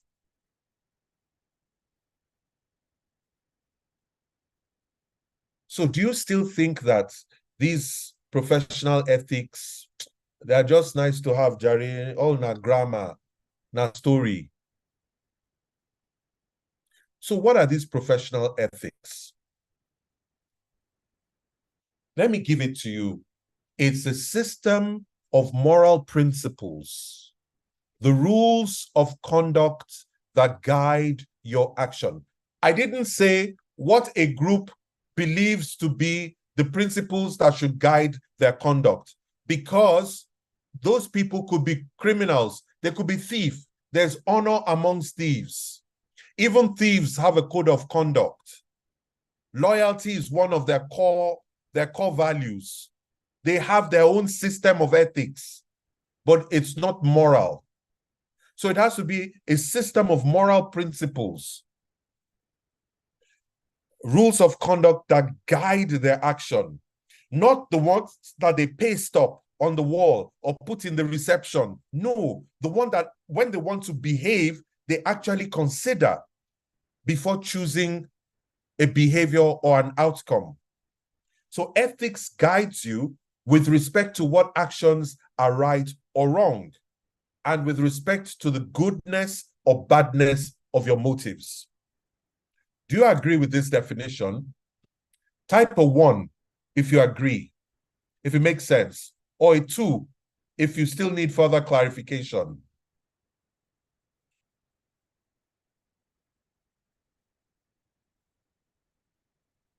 Great. I see that most of us understand. Oh, I see 1, 2 there. Okay.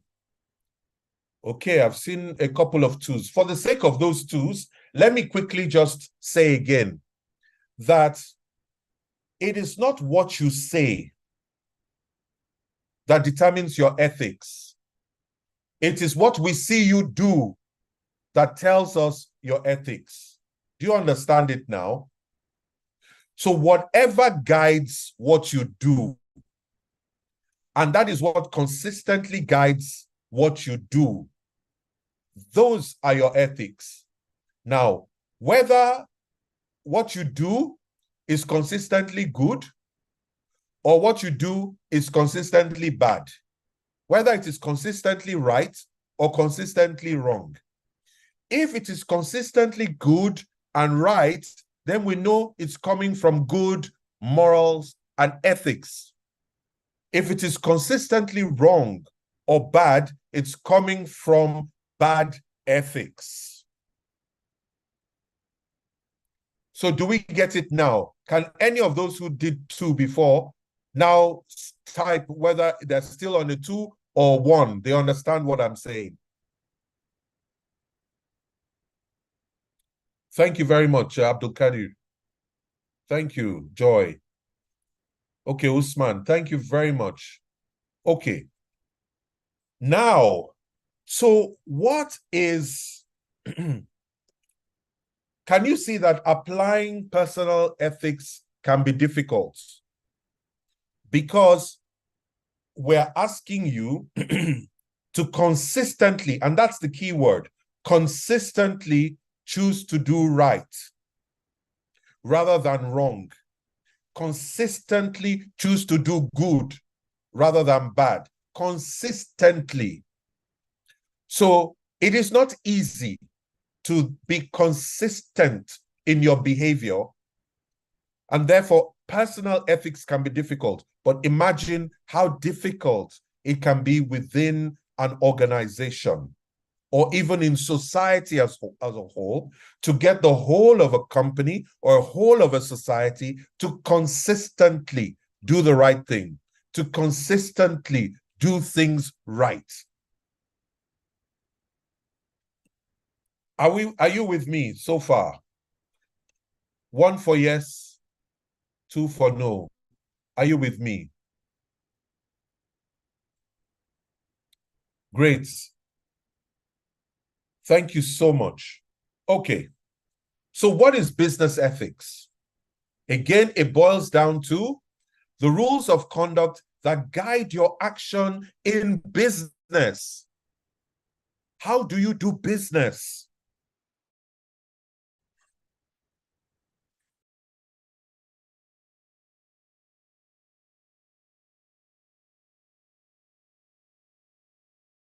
Oh, I think it must be a I network. think, yeah, I think we just. Yeah, but it's been a very transformative session. I mean, I'm just jotting. I like the part about the paradox, food without, agriculture without food. Wow, the reality. I just have goosebumps all over here. Hopefully he'll be joining soon. Aku, how's it been for you though? It's been enlightening. That's the word. Mr. Soja Pampa sessions are always very enlightening because it's, sometimes I feel like we need the reminder, just like he said, Nigeria, we have a lot of things that we just, let go. I just hand this up. Hand is up, yes. Hello, everyone. Hello. Hi, IG. Anytime I listen to Soji, despite my experience, anytime I listen to Soji talk, it's a reminder there's time for self-evaluation. We need to ask ourselves, are we doing the right thing? Are we doing things right? What Mr. Pampa is telling us to do is not easy in our society. It's very difficult, I must tell you. Very difficult. But having these constant reminders lets us know that we need to continue to stand firm. Today, I ask myself, why am I working? I'm not working because of myself. I'm working because of you, the next generation. That's why I'm working. I want to bring change to the country for you, the next generation.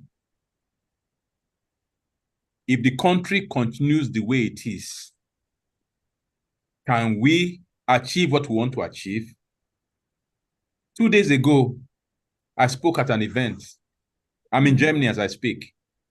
I spoke at an event. They're talking about good business practices. And I chose to speak about corruption.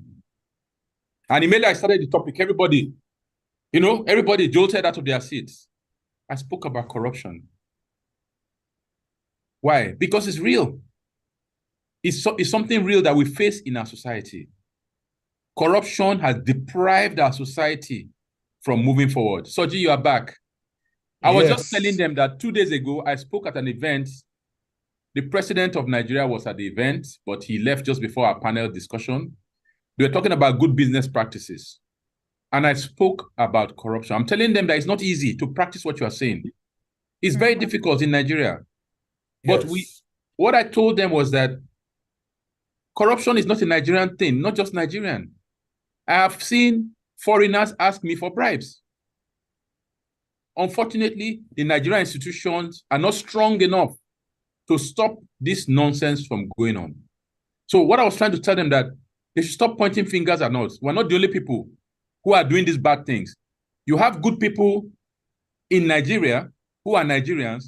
You also have bad people who come from outside to even pollute the Nigerian environment. So it's about your personal choice. Do you want to do good or you want to do bad? As a company, what are your values? As an individual, what are your values? But the truth is that the one who does things ethically is the one that can go the distance. Please, Soji, continue. Let me not take your time. Thank you so much. Thank you so much, my brother. I didn't even know you managed to make the session. I've been here from the beginning. I've been here. Wow. Yes. Okay. Okay. So we're talking about business ethics. The professional ethics is the same. When you are practicing your profession, what guides the choices you consistently make is your ethics. Okay. But ethics are not what you write in a code, because we're used to hearing about code of ethics, and we think it is what they write in that code that is your ethics. So when I receive the code of ethics and I sign it once a year, I am compliant. Zero. No. It is that when you sit at your desk and you make a choice whether to forge your timesheet or not to forge your timesheet, whether to forge your expenses or not to forge your expenses, whether to cheat a business partner or not to, or whether to cheat a client, those are the actual ethics in action. So the set of morals, standards, rules, laws, principles, and so on that actually control your choices and behavior in business are your ethics in business. If your behavior and choices in business are consistently bad, your ethics must be bad. If your behavior and choices are consistently acceptable or good, then they must be coming from a place of good ethics. Okay. So are these ethics relative or absolute? After all, what is good in Nigeria may not be what is considered good in Israel. So can we say our ethics are relative or absolute? Let me tell you two stories quickly. I was told the story of a minister in Sweden that went grocery shopping, took the wrong wallet with her, purse with her.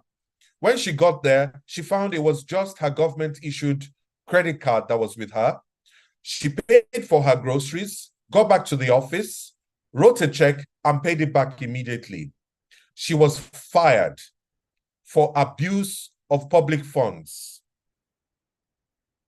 If that minister was in Nigeria, will she be fired for abuse of public funds, or will she be hailed as an honest citizen? What do you think? Tell us quickly in the chat box.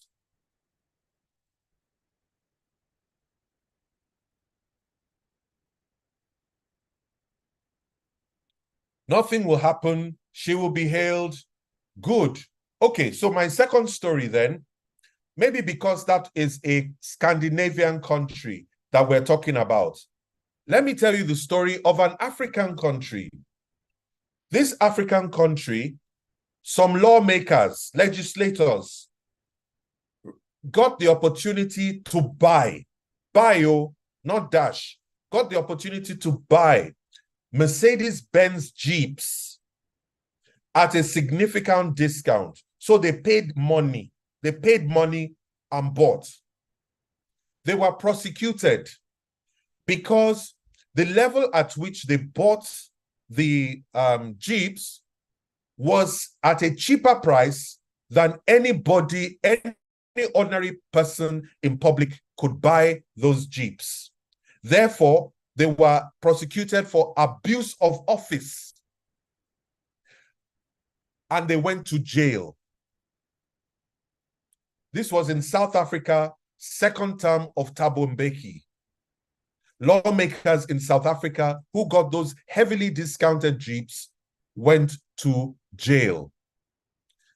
Even if they were dashed, those Mercedes-Benz Jeeps in Nigeria, can they go to jail? Let's hear you in the chat box. Okay, Ali says no. Mohammed says no. Anne says no. Good. Okay, so we all know. Now, have you ever been working for many hours with many people in a small room where there's been a lot of heat and sweat in that room? And then you go out to the restroom and you come back.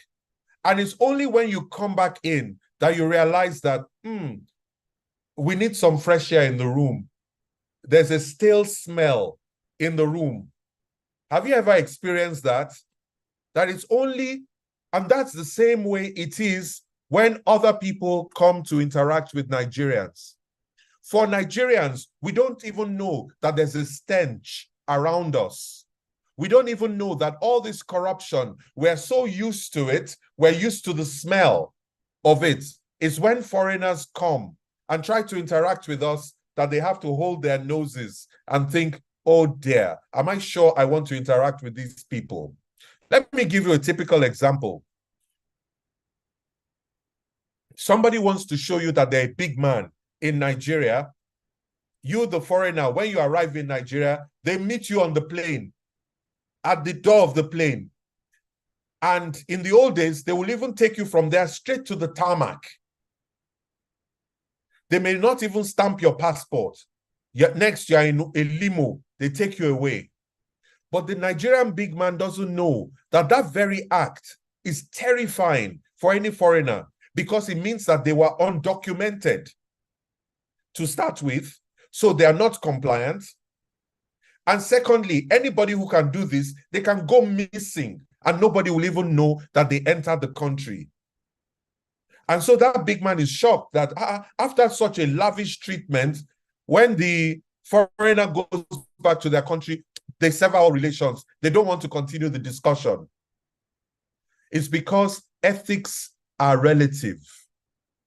So it is a problem that ethics are relative, but it's also a necessary problem, is what I want to put to you. If you are going to set standards for yourself, will you set standards that are unattainable or standards that are attainable? Please type in the chat box. 1 for attainable, 2 for unattainable. What standard will you set for yourself? If you're going to set a standard of behavior for yourself in deciding your good. So we all agree that we will set standards that we can attain now, but we all set standards in relation to our constraints. After all, if I do not have a digger, I do not have a bulldozer, and I do not have a grader, when I'm going to set standards on how I'm going to do the road, will I do it the same way as my counterpart in the US? No. If I am a doctor in Nigeria, I know that I take my Hippocratic oath and I am sworn to help to save lives. But what I can do, am I not constrained by the equipment I have, by the resources at my disposal? So, who do you think will set the higher standards for themselves? The doctor in the US or the doctor in Nigeria? Type U for US or N for Nigeria. Who will set higher standards for themselves? The one with the resources or the ones with the heavy constraints? Okay, so it's the doctor in the US that will set a higher standard. So does it mean that the doctor in Nigeria is not a professional, is not a doctor? So even though our ethics may be relative, how do we square it? What the professions then do for professional ethics is to agree minimum acceptable standards. Did you get that? Minimum acceptable standards that will be internationally accepted, so that the Nigerian doctor will at least meet the minimum acceptable standard to still be called a doctor. The one in the US will meet the minimum acceptable standard to be called a doctor in the US, but they may be so far ahead of the minimum. Therefore, their performance level is much higher. And in Nigeria, we may just be just above the minimum. So anything below that minimum, you can't call yourself a doctor. Maybe you call yourself a paramedic. You can't call yourself a lawyer. Maybe you call yourself a paralegal. Even a vet, you can't call yourself a vet anymore. You call yourself a paravet. So do you understand the difference? That if you're a professional, you're a professional. And one of the core tenets of professionalism is doing the right things consistently and doing things right consistently. Let me take that again. Doing the right things consistently and doing things right consistently. That is what makes you a professional. That is professional. That's the minimum acceptable standard. Minimum. So if you don't do the right thing, so now doing the right thing to save the life of a patient would be, for example, to minimize the pain. What you have to minimize the pain in the US may be quicker and faster than what you have to minimize the pain in Nigeria. But both of you are working to minimize the pain. You understand what I mean now by minimum acceptable standard, although one can still surpass it. So just because there are constraints in Nigeria doesn't mean you cannot be ethical. After all, ethics is what guides your behavior to consistently do the right thing and consistently do things right. Okay. So let's have some fun quickly. We're running out of time. If you put good apples in a good barrel, of course, you will expect that you will preserve the apples for long. But if you put good apples in a bad barrel, they will not be preserved. Or you put bad apples in a good barrel, they will not be preserved. Or bad apples in a bad barrel, they will not be preserved. Good. So my quick question to you, are Nigerians good apples or bad apples? Quick, put G for good, B for bad. What are Nigerians, good apples or bad apples? Okay. Okay, I'm seeing lots of G's, but lots of B's too. G and B, somebody says. Okay, can we at least agree that Nigerians are a mixture of good and bad apples? Can we type a 1 if you agree with me that we're a mixture of good and bad apples? Okay, good. Second question, is Nigeria a good barrel or a bad barrel? The country, its rules, its environment, is it good or bad for the apples? Okay, you were almost unanimous in saying that Nigeria is a bad barrel. So let's look at our chart again.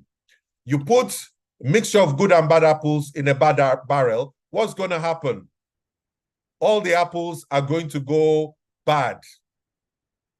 You are engineers, so you must understand something called entropy, that in order to preserve the apples, therefore, you're going to have to put in energy. So that's why we have refrigerators. If you put it in a refrigerator, that may be the energy required to preserve it for longer. Or you might have to do something else, but you have to put some effort. Same thing, you can't leave a loaf of bread on the table for weeks on end and not expect it. So left to themselves, things will tend towards decay, except you put in energy. Good. So let's move on quickly. The boiled frog syndrome is that the story is told that if you put a reptile, like a frog, in a beaker of water and you heat it up ever so slowly, that there's no sudden temperature change, that the frog will continue to adapt because they adapt to the temperature of their surroundings. And that they will adapt and adapt till they get so weak that it's too late and they can't jump out and they allow themselves to be boiled alive. That's the boiled frog syndrome. So when you put good apples and bad apples together in the barrel and you do nothing about it, what will happen? The good apples too will adjust, but they don't know they're already becoming bad. The bad apples are spoiling the good apples. Everything is rotting inside the barrel and they're all comfortable together until it is too late. You've got to put in the energy. You've got to do something. So what is this energy you have to put in? It is the energy to consider the interest of others and what is in the common good. You can't do everything only in your own self-interest. If you do everything only in your own self-interest, it becomes a selfish interest. So you have to ensure that any decision you take does not damage the interest of others, and it still results in something in the common good. Okay. Ethical decision framework. Something that should help you is asking your question, the thing I'm about to do, is it compliant? Is it legal? Will I be breaking any rules or regulations? Is it against the policy of my organization? Is it responsible? How will it affect others? What if everybody were doing the same thing? Is it against my principles? Is it generally acceptable? How will it look on the pages of the newspaper? Will I be ashamed to tell my peers? And so on. If you take the scenarios, those ethical dilemmas we looked at in the beginning of the course today, you can apply this decision matrix, whether to take the car from Alex or not. Is it legal to take the car from Alex? Once you decide that actually it is illegal, I can be prosecuted for doing so because I have a position of trust, and it's a breach of trust for me to now take a gift from one of the people who will be bidding for the work. So this is not legal.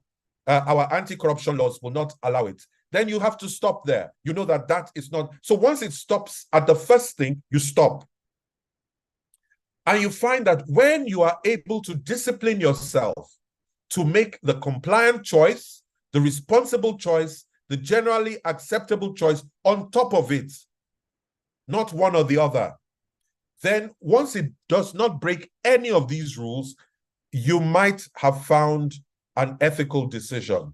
But if it breaks any of these rules, no matter how small, then it is not an ethical decision. So ethics in business requires that energy, that effort. Sometimes you use incentives that, okay, there's a sweetener. If I am compliant, then I will get a tax break. Or if I am compliant, then I can get into MTN's value chain. If I am compliant, then this can happen. Those sweeteners make it easier, but the effort remains. you have to put in effort to be ethical. And that effort is the effort of being an ethical leader. And this is where I'm going to end the session today. You need to be a strong moral person, but you also need to be a moral manager, which means that you manage within your own sphere of influence. You cause the right thing to be done, and you cause things to be done right. Whether it's your own desk alone you manage, or whether it's your desk and 2 people, you just make sure in your own sphere of influence, you make sure the right thing is done and things are done right. If you don't do the right thing yourself, you're weak, and you don't do things right, you would appear unethical. If you do things right, very well, you cause other people to do things right, but you don't, then you're hypocritical. Or you do the right thing yourself, but you don't ensure that those who are in your unit also do the right thing and do things right, then you look ethically passive. The ethical leader not only does the right thing and does things right, ensures that the right things are done and things are done right under their watch. And that is the ethical leadership. That is the energy that is required to be ethical. I'll stop here, distinguished ladies and gentlemen. I think that we should have at least 5 minutes for 1 or 2 questions or reflections. Sorry about dropping off. I had thought we will have 10 to 15 minutes for questions. So I will stop my sharing here. Yes, sir. So we Over have to you. about 15 Yes. minutes for questions. So we have quite a bit of time for questions. So thank you very much for that session. Okay, I just hand this off. Yes, sir. Well, Soji, my brother, thank you for consistently challenging us. Few months ago, I came to you and I told you my circumstances, that I was faced with this challenge, an ethical challenge. Yes. And you encouraged me as usual. So sometimes we need to have people who help us, who encourage us to do the right thing. Who encourage us to do, because sometimes you face those challenges, you are in a dilemma. You need that person to tell you, remember who you are and continue to do things right and do the right things. Recently, Jamila and I won't call the figure, but it's a huge amount of money. We were having a meeting with a client and they overstated our bid amount by a huge sum. Why? They did not remove VAT. They were supposed to remove VAT, they didn't remove it. Big money.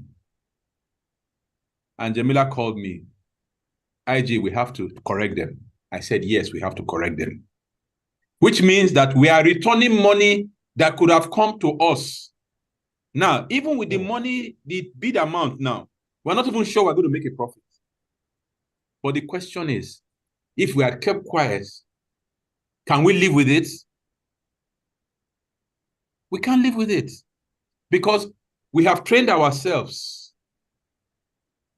at this ethical level such that we cannot look ourselves in the eye and say we did that. We allowed that mistake. We knew, we saw it, and we kept quiet so that we'll make more money. So, as a leader, I want to reinforce what you said about ethical leadership. You must lead by example. No matter how much it hurts, financially or otherwise, you must lead by example. And because of my many years of working with Jamila and other people, it has been infused in them that this is who we are. And that's why they've also grown to become these ethical leaders we're talking about. So that even when I'm not there, they take the right decisions. I just thought I should add that. And I was talking about my panel discussion 2 days ago. I mean, about the bad apple and the good apple we just talked about. We can be that different. We can be that good apple. We can't say, oh, because everything around us is bad, we want to be bad with them. No, you can be that shining light. You can be that person who will make a difference. We need to work for ACOR, peace. We need to work for that generation to make that difference. so that you can enjoy a better life than we have. Thank you. Thank you. Thank you, IG. Thank you so much. So we have questions. We have 2 people raising their hands. We have questions in the chat section. And we also have questions from YouTube because we're streaming live on YouTube. So we'll have the questions. We'll take Samson Uzoefuna. He'll ask his question. So would you rather answer one question after the other, or we take like a compilation of them? Let's take a group. Okay. All right. So I would unmute Samson to ask his question. Samson? Yeah, good afternoon, everybody. Can you hear me? We can hear you. Yes. Yes. I want to appreciate the person that just talked to us, Mr. Soji. So I appreciate you so much. You really done a good job. And my question goes like this. Considering the economic situation of our country, do we rather lose our positions to preserve our integrity and ethics, or do we preserve our integrity and ethics and lose our positions? Right. Thank you for your question, Samson. Sir, did you get Samson's question? Yes. Okay, so I would unmute Samuel now to ask his question. You can go ahead, Samuel. Good morning, everybody. Like I like to call Daddy Prof. Prof, thank you so much for another that. I listened to you speak during the second edition, and this is where my question comes in. And like Samson said, Africa using Nigeria as a point of comparison. The opportunities that we have are much, but because of the ethical and moral background of who is in power or who is the recruiting team, it is quite difficult for you to now say, okay, I've been recruited into such a company and let my personal ethics and morals be the foundation of my growth. A lot of us are not getting the jobs, not because we are not qualified for it, but because ethical and morally, these people see that, oh, these guys cannot be bought, these guys cannot be turned. They won't function to our kind of bidding. How do we now push further in terms of now having hope and continue to be who we have said we are going to be without compromise? Because for me, I have lost 2 jobs. Because one, a job I bid for, the people or the group of companies that said, okay, I should bid for it, said I must pay a certain amount to them to get the job. And I was like, it's not possible, because it means if I pay such an amount of money, I won't be able to deliver quality of the job to you people. And that was the criteria. And I said, I can't do it.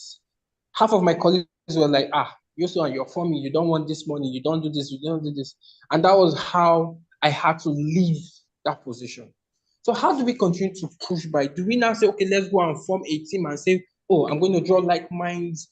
Or because it's becoming very hectic to balance it, to mix it, to understand it, and to actually even implement it in a society where in one office, you might just have maybe out of 10 persons, 2 ethical people, because some of them are either the way they are or have chosen to join the bad apple. So how do we balance this thing, sir? Thank you, Samuel, for that question. Abigail, you can go ahead with your question. Good afternoon. Good afternoon, Abigail. My question goes like, a lot of times when you try to do this, like practice good ethics, you find out that everything feels really, really, really hard and tough. Okay, let's take for example, I'm a farmer, I'm a poultry farmer, and there are a lot of people that they fraud, they do a lot of things that are not good. This business, they tend to do better, they tend to do well than we are trying to like just do good things and stay on this thing, like to do bad things. You want to do only what is right. You want to be honest. You want to be a person of integrity, but it is hard. It is very, very hard. We are struggling in the market, but people that just do different things that are not right, they have a lot of space in the market, that's because most of Nigerians, they like things that are not, they don't like truth, they don't like honesty, because if you want to be honest to people now, say the people you want to be honest with, they don't want your honesty, they don't appreciate it, they are not knowledgeable enough to like they live in ignorance, and because they live in ignorance, they don't know their right from left, and they don't even know when they are being cheated or anything. So it is hard. I want to now ask, if you want to survive in the market space, knowing that you have to do wrong thing to survive, and you want to practice ethics, like good ethics, how do you do it? How do we do it? Because we want to survive too, but people that have bad ethics are surviving and they are doing well, they are doing better than those doing good ethics. So how do we survive if you want to practice good ethics? That's my question. Thank you, Abigail, for that question. We have quite a lot of raised hands. Ali Ibrahim. Okay, maybe we take 2 more.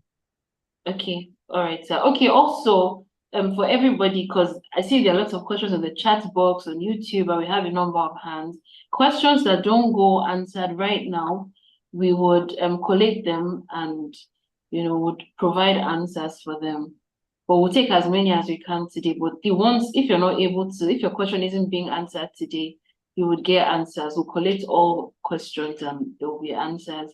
So Ali and Dari, I'll take, okay, Ali can go in. Hello, good day, everyone. My name is Ali Ibrahim, and thank you, Dr. Soji Apampa, for the lucid presentation and the lecture discourse. It really add value to what I have really learned. I enjoyed it. So let me just go because of time frame. I would just want you to please be kind enough to shed light on a situation, because in your example, you always give us a scenario. And I really enjoyed that. A scenario where you are being surrounded by a corrupt leadership. At the same time, you wanted to impose that ethical standard of good rights consistency to be there. What are the mechanisms you can be able to use to doctor that in it? Thank you, sir. All right, thank you, Ali, for that question. Dari.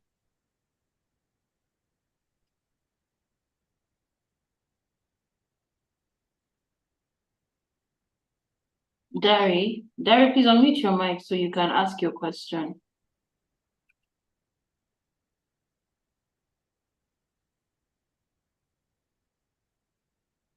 Okay, we'll go to Can you hear me now? Okay, wait, hold on. I was talking about Dari Samuel Olusoji. You can mute your mic, or rather unmute your mic. Or maybe he's having issues doing that. All right, next we have King Nifemi Gold.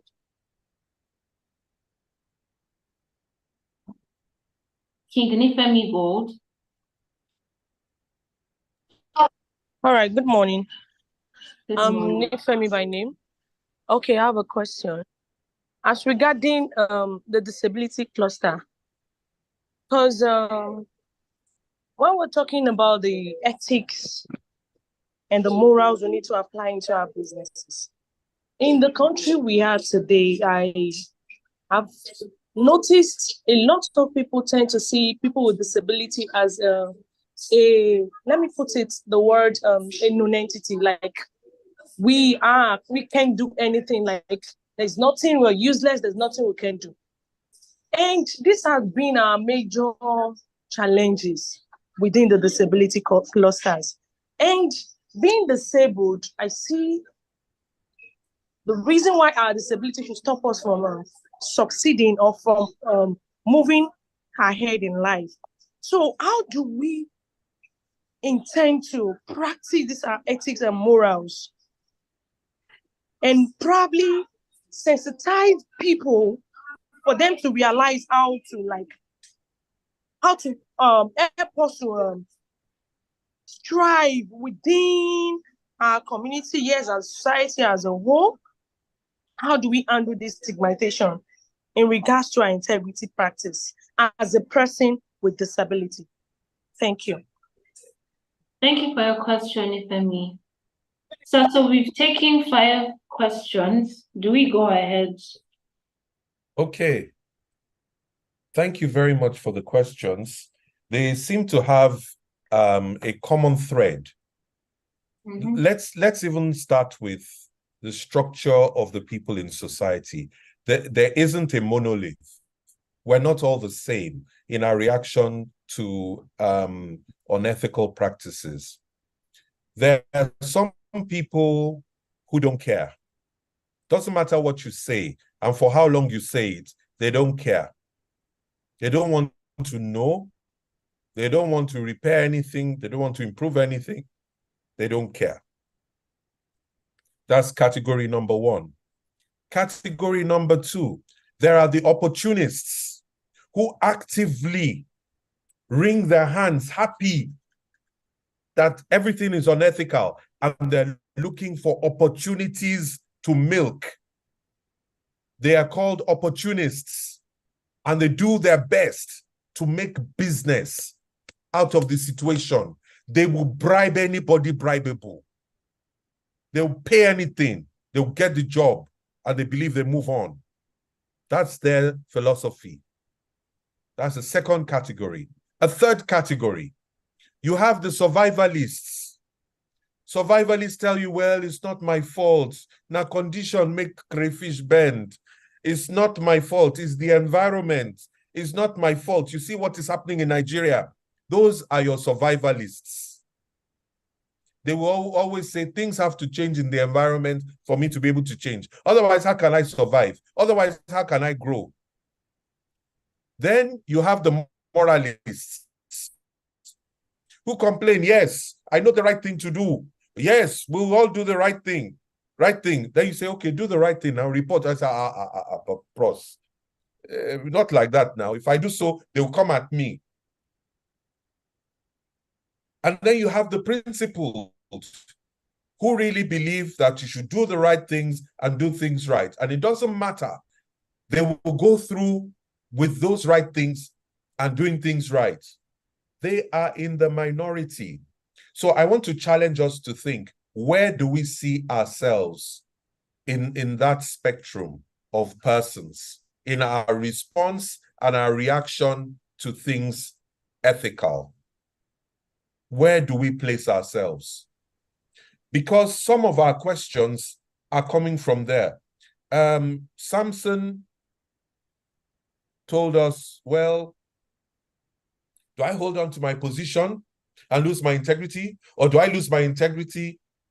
Or do I hold on to my integrity and lose my position? Who says it is either or? Who created that dilemma for you, Mr. Samson? Who said that is how life works? If life was so black and white, why can I give you such a spread of people? So things are not that black and white. And you know it, that in some circumstances, you stand for the truth. Other circumstances, you hide. You know, that consistency is not there. So the question is, how do you resolve a true ethical dilemma? Now, question is, what is an ethical dilemma? When we are forced to make a choice between two good things, should I be loyal or should I be moral? Morality is good. Loyalty is good. But when you have a clash of values, then you have what we call an ethical dilemma. The only way to resolve them is to actually resolve for your principles. What principles? So if you don't even have any principles that guide you, then it's game over. You will either respond as a survivalist, or respond as an opportunist, or respond as a moralist, or something else. So try and think about that. It is what actually guides your behavior. Now, what will give you hope without compromise? If you're going to do the right thing in our environment, you know, the ladies say that to be a woman and to succeed in a man's world, they have to work twice as hard as the men do to maybe get even just half the benefits. And it's very difficult to be the ethical person in a dark environment. You need to work 4 times as hard.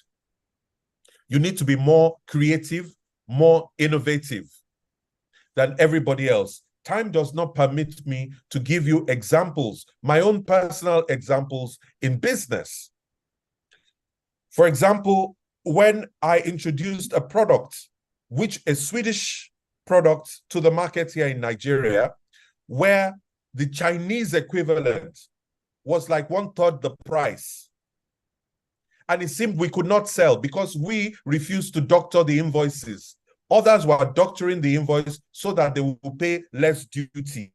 And this goes to Abigail's point. Everybody doctoring invoices and everything. And I said, I cannot do that. So when the market said they will not get from us, it took us like 9 months to sell the first hand hacksaw blade that we had then. We had to go door to door, every single factory in Ilupeju, every single factory in Amuwo or Dofin. We gave them samples. We went to Trans Amadi, we went to Trans Ekulu in Enugu. We had to give to everybody.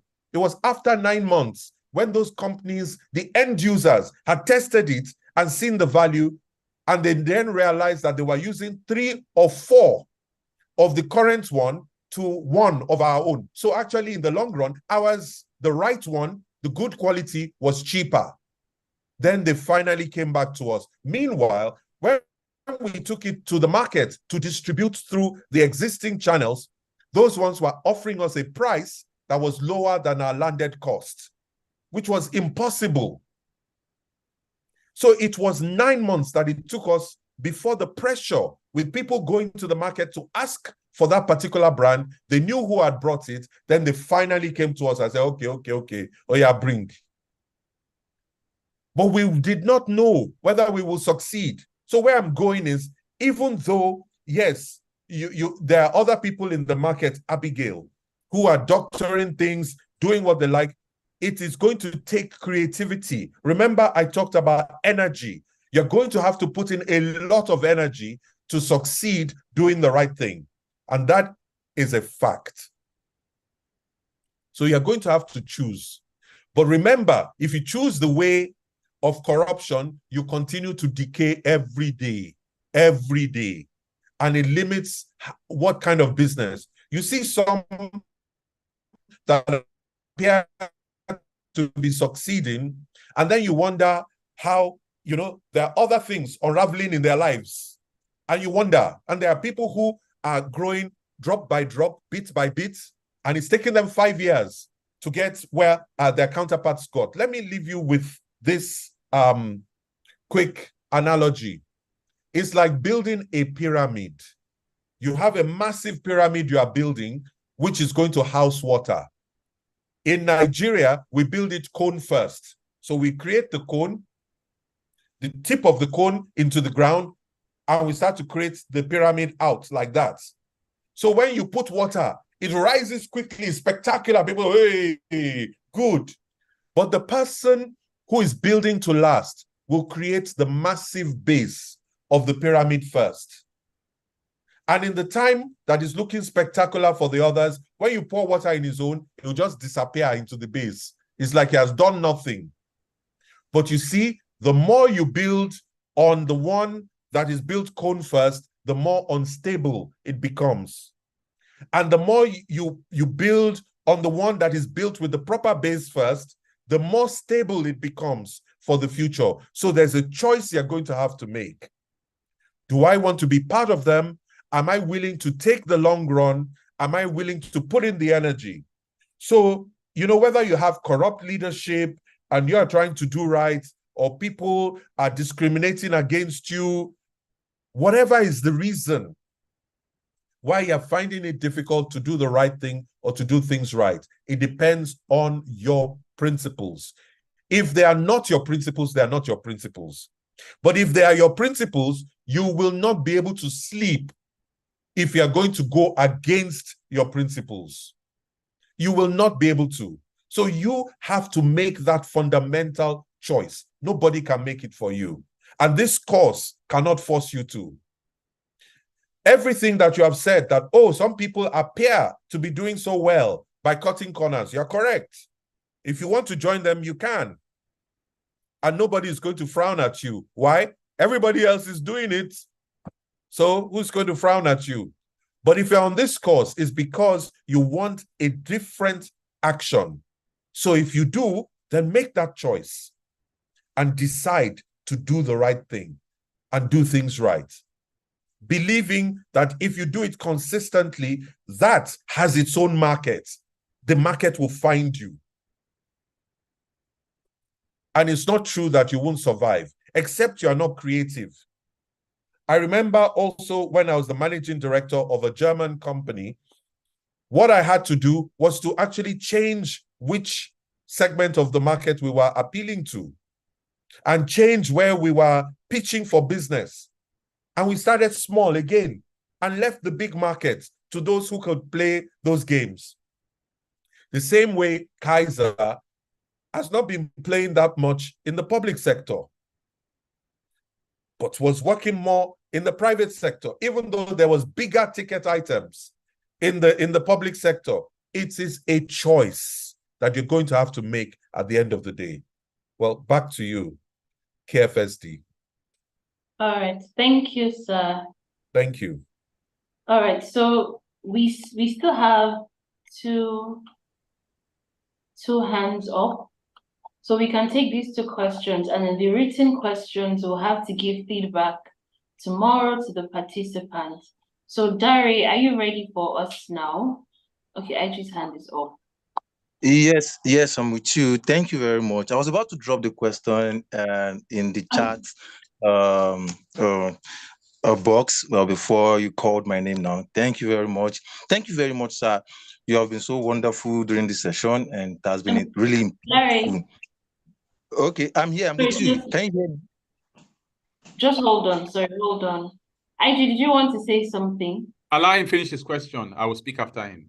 All right. You can go ahead, Dari. Okay, thank you very much, Peace.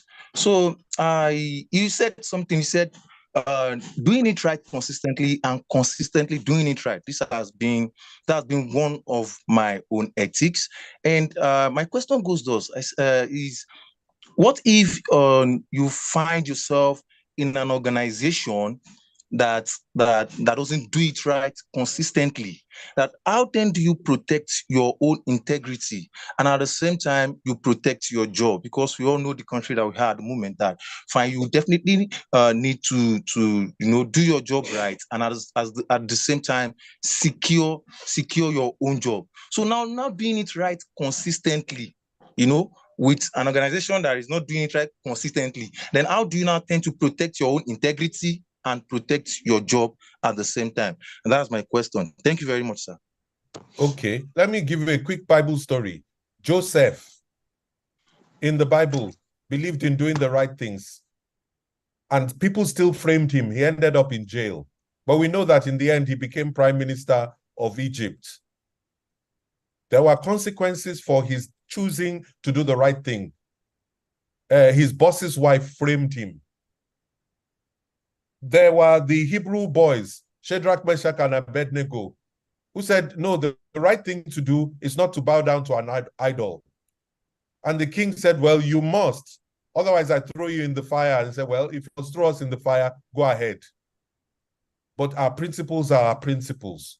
What about Daniel?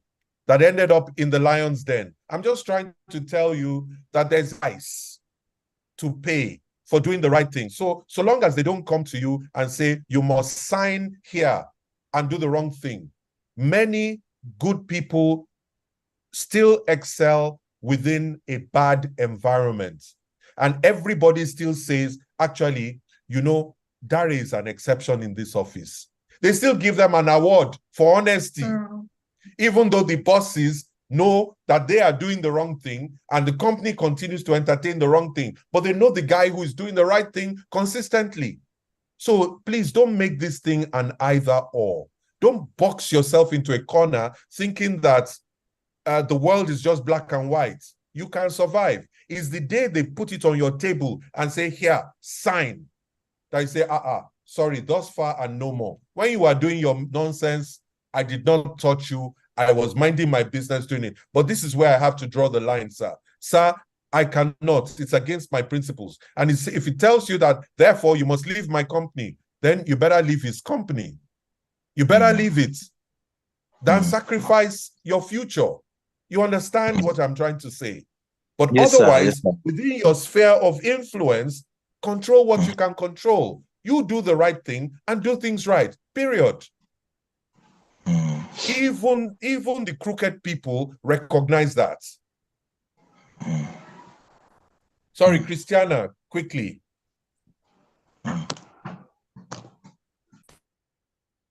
Christiana. Okay, let me just add something while we're trying to get Christiana.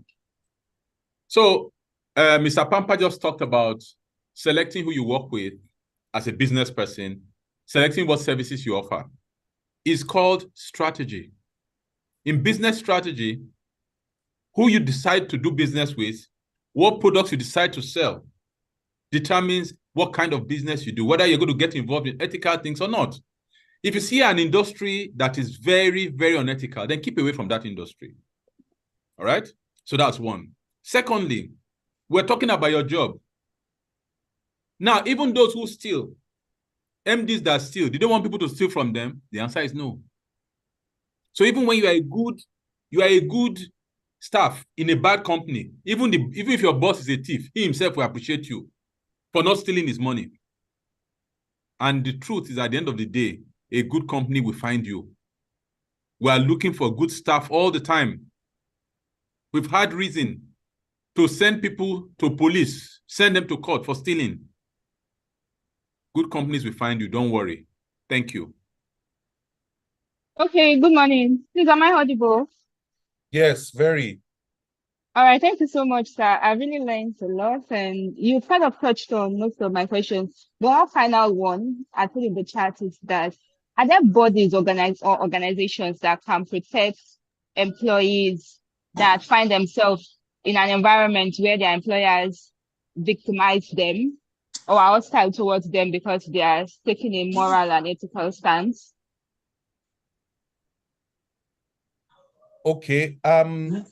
Whether there are bodies, you know, we don't even have laws, whistleblowing laws that are strong enough to protect the whistleblower, talk less of bodies. But look all over the world, even in Europe or America, the whistleblower suffers tremendously for blowing the whistle. Even where there are strong laws, they still get victimized for doing the right thing and owning up, which is why I said at the end of the day, it's going to depend on your principles. If it's not a core value for you, core value means that it is non-negotiable. You are not prepared to consider another way. Then if it is not non-negotiable for you, then you will negotiate it. But if it is non-negotiable that these are my values and I don't go below these ones, then that is the only way that you will preserve your integrity in that kind of environment. So, well, thank you very much. I think it's a good time to hand over back to KFSD and to thank you so much for having me today. Thank you, Mr. Pampa, my dear brother. Thank you so much. I have to run now. Yes. I have to run now. I'm heading for the airport, so I don't miss my flight, huh? Yes. All right. Thank you so much. much. We'll talk later. Thank you. Okay. So thank you, everybody. If there's nothing more, I would also like to take my leave.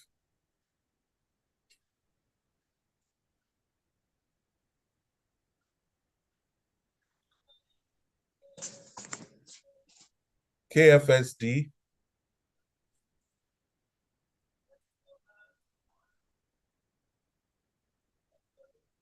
Okay.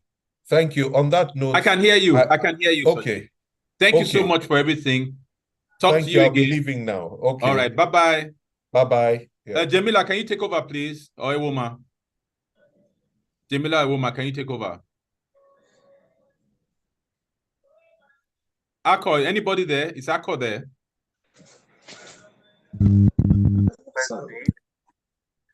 It looks like they might be having connectivity problems. No, I actually have a sore throat. Sorry. So I think I would call on Ewoma. Yes, I'll call on Ewoma to take over. But thank you so much for your time, and the value that you bring to this forum can never go unappreciated. Thank you so much, IG. Ewoma, are you available for us?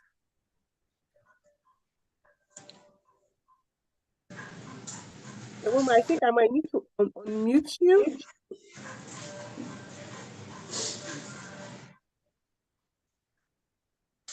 Okay. All right, let me just round up, and please apologies for my voice. I have a little bit of a cold, and this is how I normally react to it.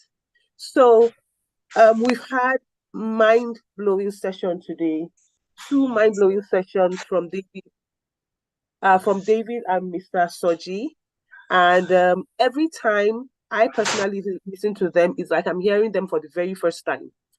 It's like I do not know anything about ethics. I do not know anything about public speaking.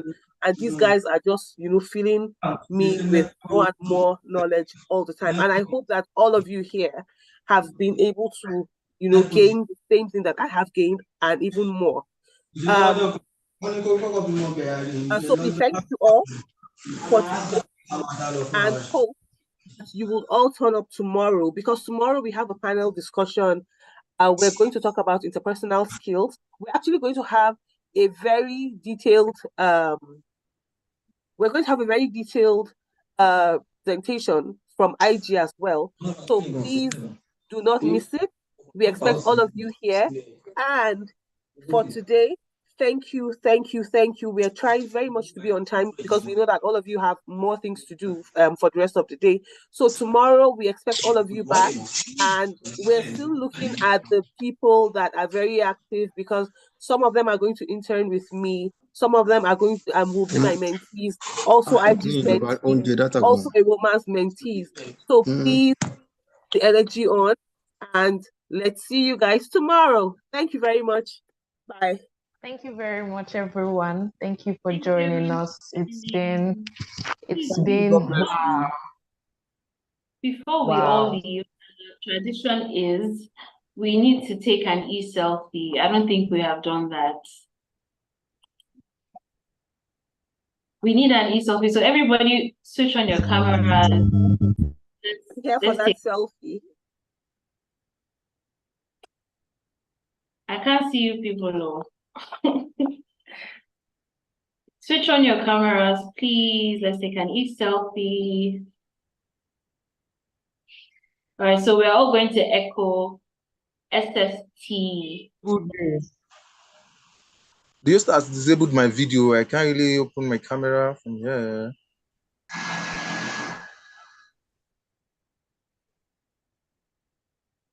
Others are able to. Hello, I will tomorrow. Right. The count of 3. 1, 2, 3. SST.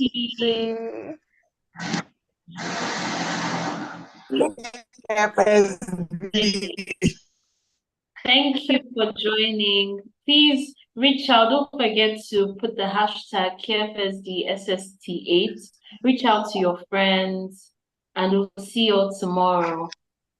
Okay, quick one too. We would like to take a volunteer for tomorrow's safety and quality moment. So who is going to take that for us? We saw what happened, what we did earlier. For less than a minute, you're going to give us something for everyone to have as a quality tip and as a safety tip before we go into tomorrow's program. So let's see the first two people to raise up their hands to take the quality and safety moment for Michael tomorrow. and Samson Ozoefuna. Super. So who takes what? Ival Michael. He's been very active today, I must confess. And Samson Ozoefuna. All right. So maybe Eva will take the safety and Samson will take the quality moments tomorrow morning. Okay. The time is 9 o'clock, please. So let's all come, invite your whole family and friends. Let's come and experience this paradigm shift, just as we had today. Transformative sessions indeed. All right, everyone. Thank you. Bye. Bye. Bye, everyone. Thank you so much. Bye, everyone. I Bye. hope my voice don't hurt your ears. Bye, everyone. Bye. Can we have Thank you some so music, please? We have some music. Definitely. My camera has been disabled, so I couldn't Sorry, take a we'll see your face tomorrow. Up to now, okay, no problem. Bye bye. See you tomorrow. All righty. We'll see you tomorrow. Thank you.